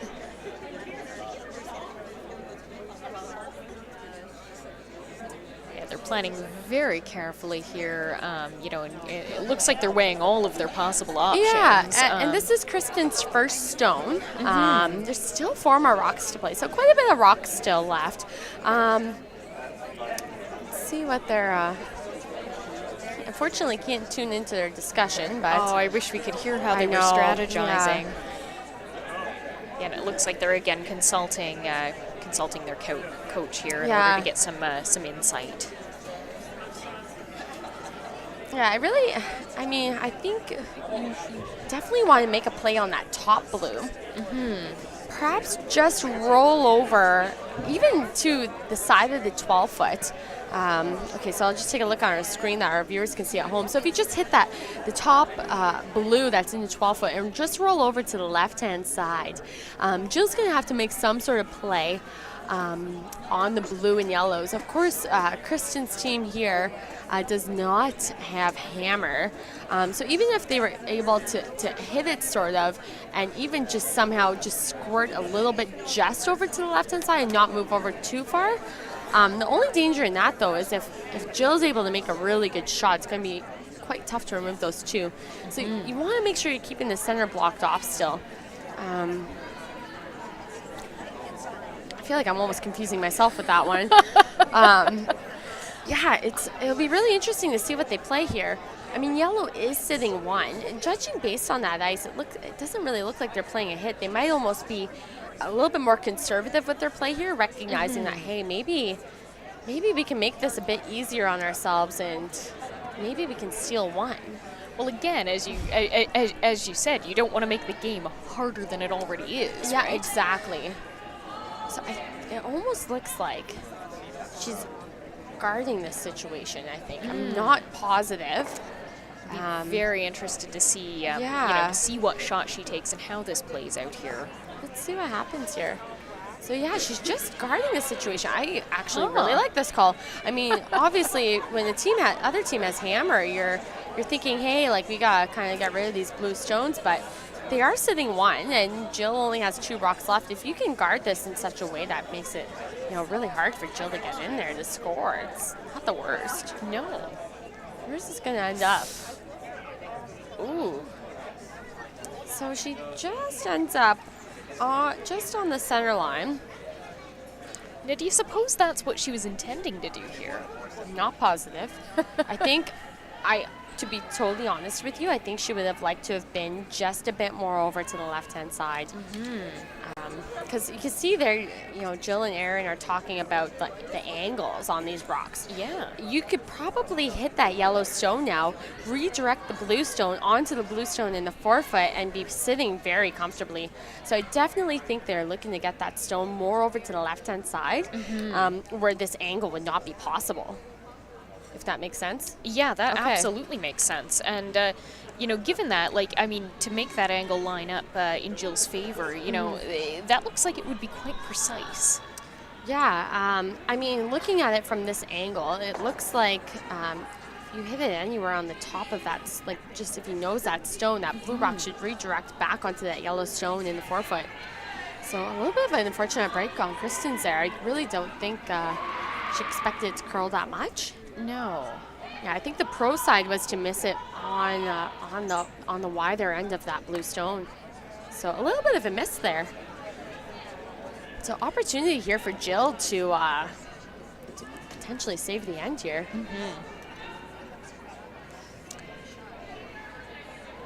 It'll be interesting to see if she's able to take advantage of this opportunity.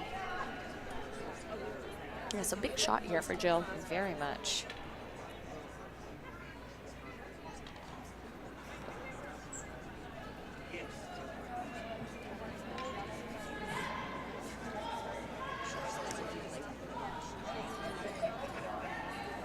Just waiting for it to curl.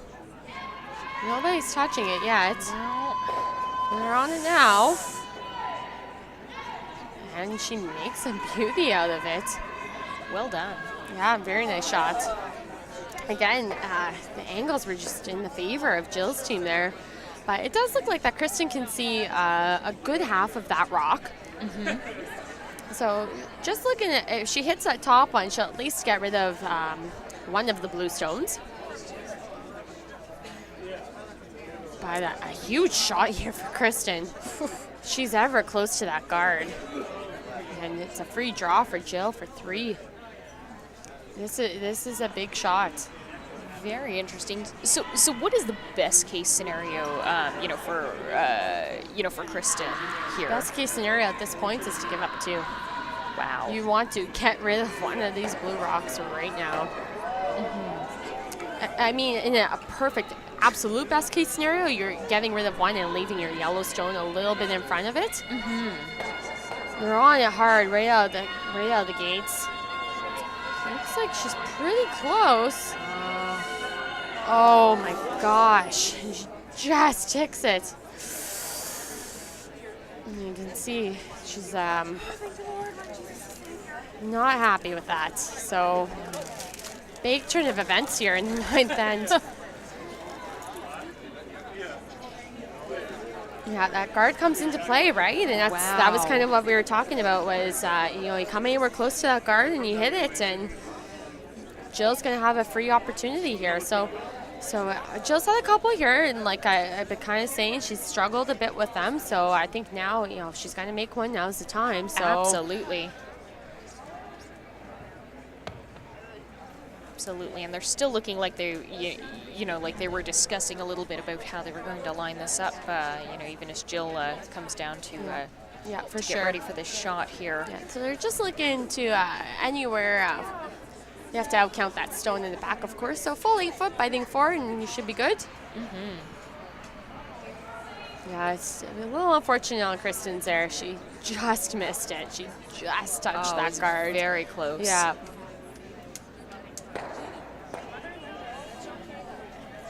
Jill's preparing very carefully here again.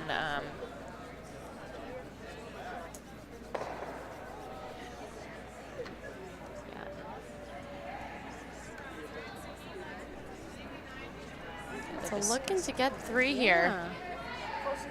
Jill Brothers with her last stone. Of course, she has been heavy on all her free draws. So looking to make this one. Absolutely. Yeah, they're walking there, not sweeping a whole lot. It looks like it's going to come up just to that back yellow. So she makes the shot. So that's 3 blue. So Jill's going to take a lead here in the game. Actually, for the first time all game, she now has the lead. So she is leading 6-5 going into the 10th end. Wow.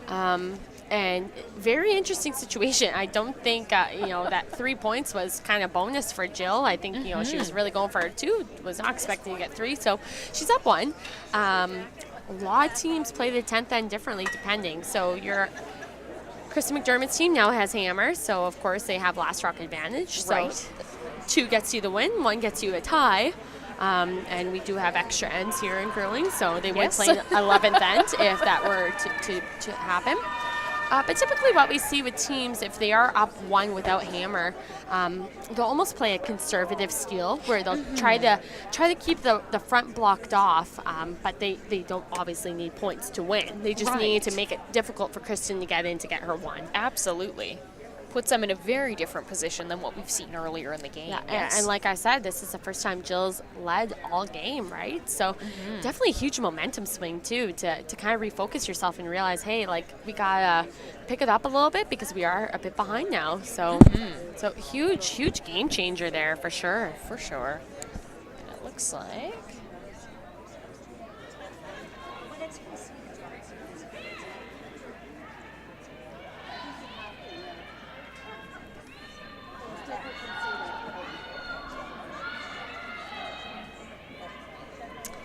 Kristen's team coming out here. Yeah, so she's actually going to call the corner guard here. You know, give herself those opportunities to, if the opportunity does present itself to get there too, then obviously they're going to want to go for it. Might as well win it in 10, right? Absolutely.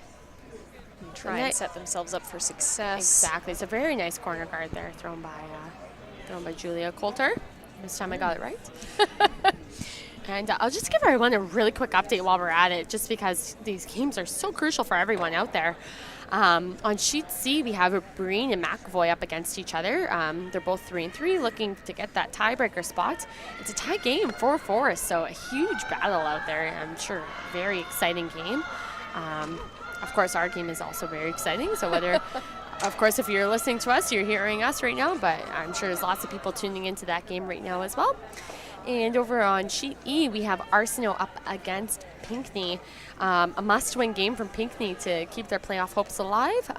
Team Arsenault already secured the playoff spot, but depending on what happens in our game, you know, if Arsenault is able to come out on top and for some reason MacDiarmid loses this game, then Arsenault actually gets the bye to the final. Wow. So I'm sure a lot of people on Arsenault's rink is kind of keeping their eyes on our sheets and seeing what's happening and taking note of the 3 that Jill just took. Understandably. Yeah, exactly. But just to say that Arsenault is leading that game 7-4 in the 9th end. So back to our game here. Very nice guard thrown by Jen Bryan. And Julia just looking to follow the rock that's in the rings and just doesn't quite get in front of it and rolls off a bit. So it looks like Jill is going to... So she's just going to draw into it. A rock, it's sitting right on the tee line. Some teams may choose to hit it. I really like this call. I think the draw is a great call to get your rock in front of it. Really, there's no need to hit it if you can't, at this point, move it further to the button. If anything, no matter what, it's going to continue moving further away from the button and out of scoring contention. So very smart call by Jill to just come down on top of it here. Absolutely. So it looks like it's coming in pretty nice. Yeah, we'll see. Very nice shot.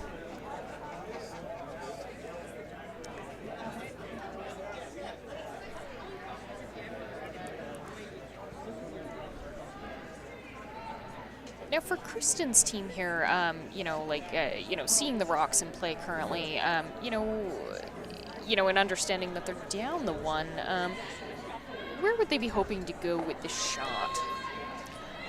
Well, I mean, really, you just got to make sure you're keeping the front open because you have hammer. It's the 10th end. To keep this game alive, you need to make sure you score your 1. Absolutely. So just trying to get rid of these blue rocks that are in the rings, and that's actually a pretty good shot by Liz. She gets rid of the rocks that were in the forfeit area. Still that 1 blue stone there, but it's definitely available to remove later. Jill taking note that, you know, there are 2 yellow rocks in the rings, and 2 is what Kristen needs to win this game. So I'll be a little careful. You know, a lot of people, well, I'm not sure if a lot of people do, but I find that the stats very interesting as to what's better. Are you better off going up 1 without hammer or being down with hammer and having that last rock advantage? And actually, if you look at the stats, I think it's a 55-45 split. Wow. Where if you're up 1 without hammer, it's better. Slightly. Slightly. Ever so slightly. So it looks like Jill did choose to hit that Yellowstone, realizing that leaving it there could potentially be a counter later on, and making Kristen deal with this situation in the 4-foot instead of her. Absolutely. So it looks like, Jill's clearly looking ahead here, as as we're getting into the 10th end. Yeah, definitely. And it takes a lot of time, a lot of practice, a lot of game experience to be able to think 2, 3, 4 shots ahead, right? It's a huge part of the game. And, sometimes a lot of teams are like, I want to be shot rock and I want to be closest to the button, and they'll do whatever they have to do on second or third rocks to do that. But sometimes you just have to wait till you skip rocks and be patient, right? So. Yes. Yeah, very much a lot of strategy and a lot of coordination at play, understanding, how your other team is playing, what can they possibly do here.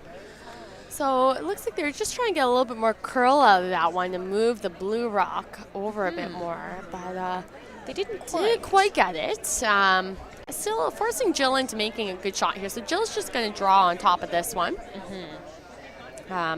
Played this shot a couple times, so they're quite familiar with this line, so expect her to make this shot. Of course, in the 10th end, a lot of nerves are up, and again, it's a must-win situation, and these girls play for this all year, so. Very much. Yes, we expect them to make it, but sometimes you see weird things happen, so. Very much, and I imagine, by this point in the game, fatigue sort of sets in a little bit and can really impact how things go. Looks like right there, she just threw that one heavy. Yeah. Rolls over to the side of the floor. Yellow is shot rock. So Kristen's saying she kind of wants her to just hit and roll into the center. I think that's the right call here in this situation for sure. That yellow stone is in the back of the forefoot available to draw. If you're able to ever roll your yellow shooter just in front of that one, it's going to be quite difficult for Jill to get to it, and you're actually maybe looking pretty good for your 2 to win this game. Absolutely. So this is a pretty big shot and a really great opportunity. Now, in terms of difficulty, how hard of a shot is this? So they're just looking to make a hit and roll, right? So kind of going back, if any of you have been watching this entire game, I kind of talked about it in the third end, is most of these teams know exactly where they need to hit it for nose. So if you're trying to get the hit and roll, you have a couple options. One, you could throw a little bit less weights and take the same ice that you would take for whatever weight you're comfortable throwing with. Let's see if she gets it. She doesn't quite get the roll all the way in, but actually rolls into a decently desirable position. It looks like from this angle, blue is shot rock. Wow. But with the yellow rock just in front of it, and very easy to remove. Very close, yeah. So yeah, in terms of difficulty with that shot, really, like I say, you have a couple options. One, you can throw a little bit less weight and make the roll that way, or you just take a little bit less ice and throw the same weight that you typically would throw on whatever you would normally. Right. And make the roll that way, because you're just trying to hit it off nose. So it looks like Team Jill Brothers is taking a time out here to discuss what's happening. We are on the last stone of Erin Carmody's, who is playing third here. So just discussing the options. I'm not too sure whether or not the Brothers team has a coach this year or not. Bliss Joyce is their 5th player, and sometimes if the 5th player is present, they will actually come out for the timeout. So it doesn't look like they have anyone coming out to discuss with them at this point. So they're just, taking regard of the clock, knowing that they only have 2 minutes and 13 seconds left, and this is, it's a pretty big shot here. So, so it'd be interesting to see what they do. So they are shot rock with 2 of the Yellowstones in the rings. It's kind of difficult to tell what they're talking about right now. So what are some of the options that they could, theoretically looking at, where the stones are placed currently? What are some potential options? So there's not really, I think Jill would love to hit some of these Yellowstones out, but she doesn't really have a good option to do that because she will lose her blue stone. Right. It almost looks to me that the draw might be her best option, with the pro side being, coming up a little bit light and guarding, perhaps. I think ideally, again, teleprompter would be fabulous here, but I think she would like to almost just to Christmas tree it, meaning that she just exposes it. I don't even know if she would want to expose the Yellowstone even. I think guarding it's really the best option here. Because even if you expose that Yellowstone a little bit, it's an opportunity for Kristen to make a play on it. Absolutely. So I think you might just need to guard yourself out of this situation now, I think, is the option. Or even to just come down onto it and get another blue stone in there. But you definitely can't hit any of those yellow stones out. No.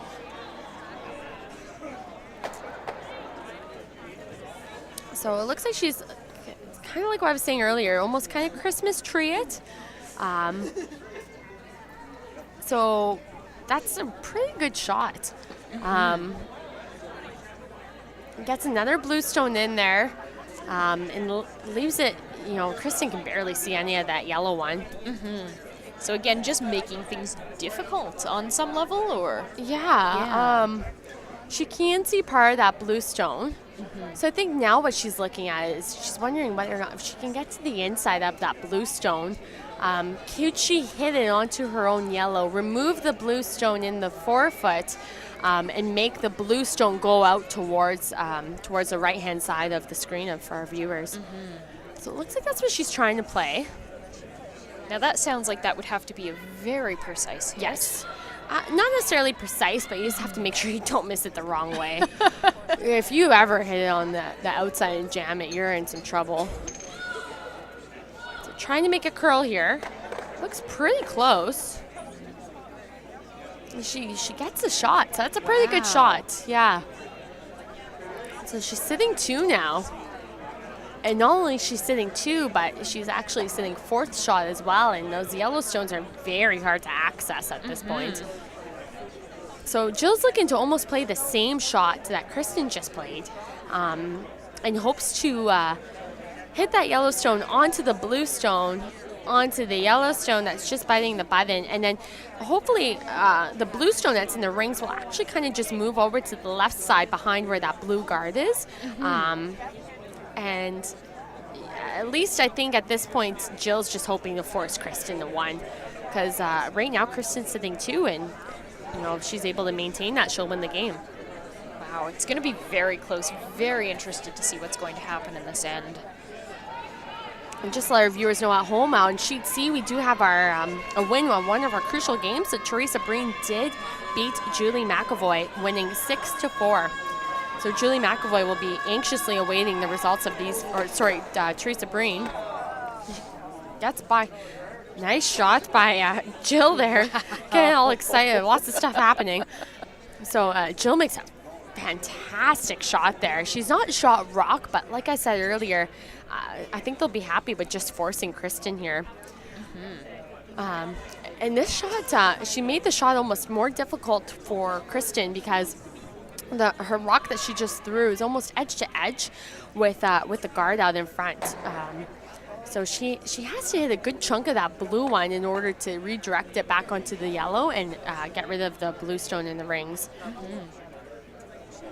As I was saying, so Teresa Breen did win the game against Julie McAvoy. So Teresa Breen intently watching the other 2 sheets to see what the situation's going to look like from here.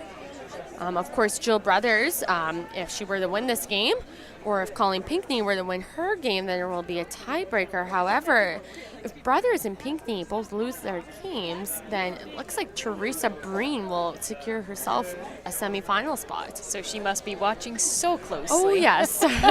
Very tense moment here. A lot of decisions being made.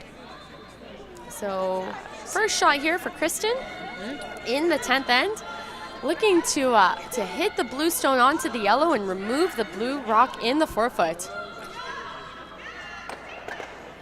And she makes it. Wow. It's a pretty good shot, but it looks like she hit it a little thin. I think she was looking to hit a little bit more of that blue rock because the yellow rock actually squirted out just to the forefoot line, as you can see, and is fully exposed for Jill to hit.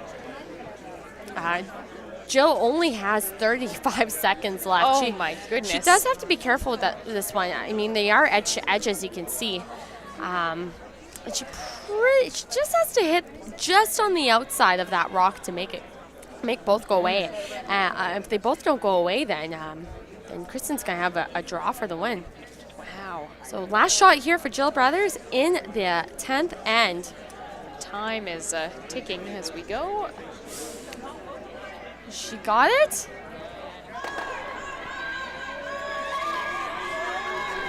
It looks like she made it. Wow. And yeah, it looks like blue is shot rock. Viewers at home actually can't see, but those are both protected by a yellow guard out front. So it looks like Kristen, I mean, she has a couple options. She can draw to the forefoot for her one, or she can make an attempt at getting that blue stone out and trying to get two now. This is going to be very interesting to see what happens in this last piece. It looks like that's what they're trying to do. Oh my goodness. As I was saying, Kristen's team is guaranteed a semifinal spot. I don't know. I mean, do you go for the two now? I don't know. That's a really tough call. You know, I think it's a pretty safe shot. I mean, if for some reason you don't get your two, you should be able to get your one out of this. So I think this is a good call. I think very interesting. Yeah, I think as long as you get through the hole, as long as your weight is okay, you should at least get your one. But if you're able to move that blue rock half a foot, you're going to get two. So last stone here from Kristen in the 10th end. She makes a shot. It does secure her spot in the finals. And they're really sweeping this one. They gotta get it by. And she doesn't get by, and Jill steals the single. And with that, Jill Brothers wins the game. And she and Teresa Breen, for sure, are going to be in a tiebreaker situation. Depending on what happens in the Arsenault Pinckney game, if Arsenault is able to win the game, she will secure a final spot. So it's not all said and done quite yet, but what we do know is that Brothers, by winning that game, saved themselves. So they're still in playoff contention, and depending on what happens over on Sheet E, of course, unfortunately, we don't have it broadcasted, but please tune into the Nova Scotia Curling Association or Curling Zone to see the live scores, to see what's happening. Actually, if you're still listening, we're on Marianne's last shot, so I could just tell you what's happening. So it looks like Marianne has a draw against two to win this game. She just needs to get biting the 8 foot. They are sweeping this one to get it there. She has to get 8 foot. They're really working on it. It looks like she's fine. And she gets the 4 foot. And you can hear the cheers, and everyone's very happy. So Marianne Arsenault has actually now secured her spot in the finals. Kristen MacDiarmid will be in the semifinal, and she will be playing against either Jill Brothers or Teresa Breen. Whoever wins that tiebreaker game will face Kristen MacDiarmid in the semifinal. Whoever wins that game plays against Marianne Arsenault for in the final to go to the Scotties. Wow, excellent games that were played out tonight in the last of the round robins. Thank you.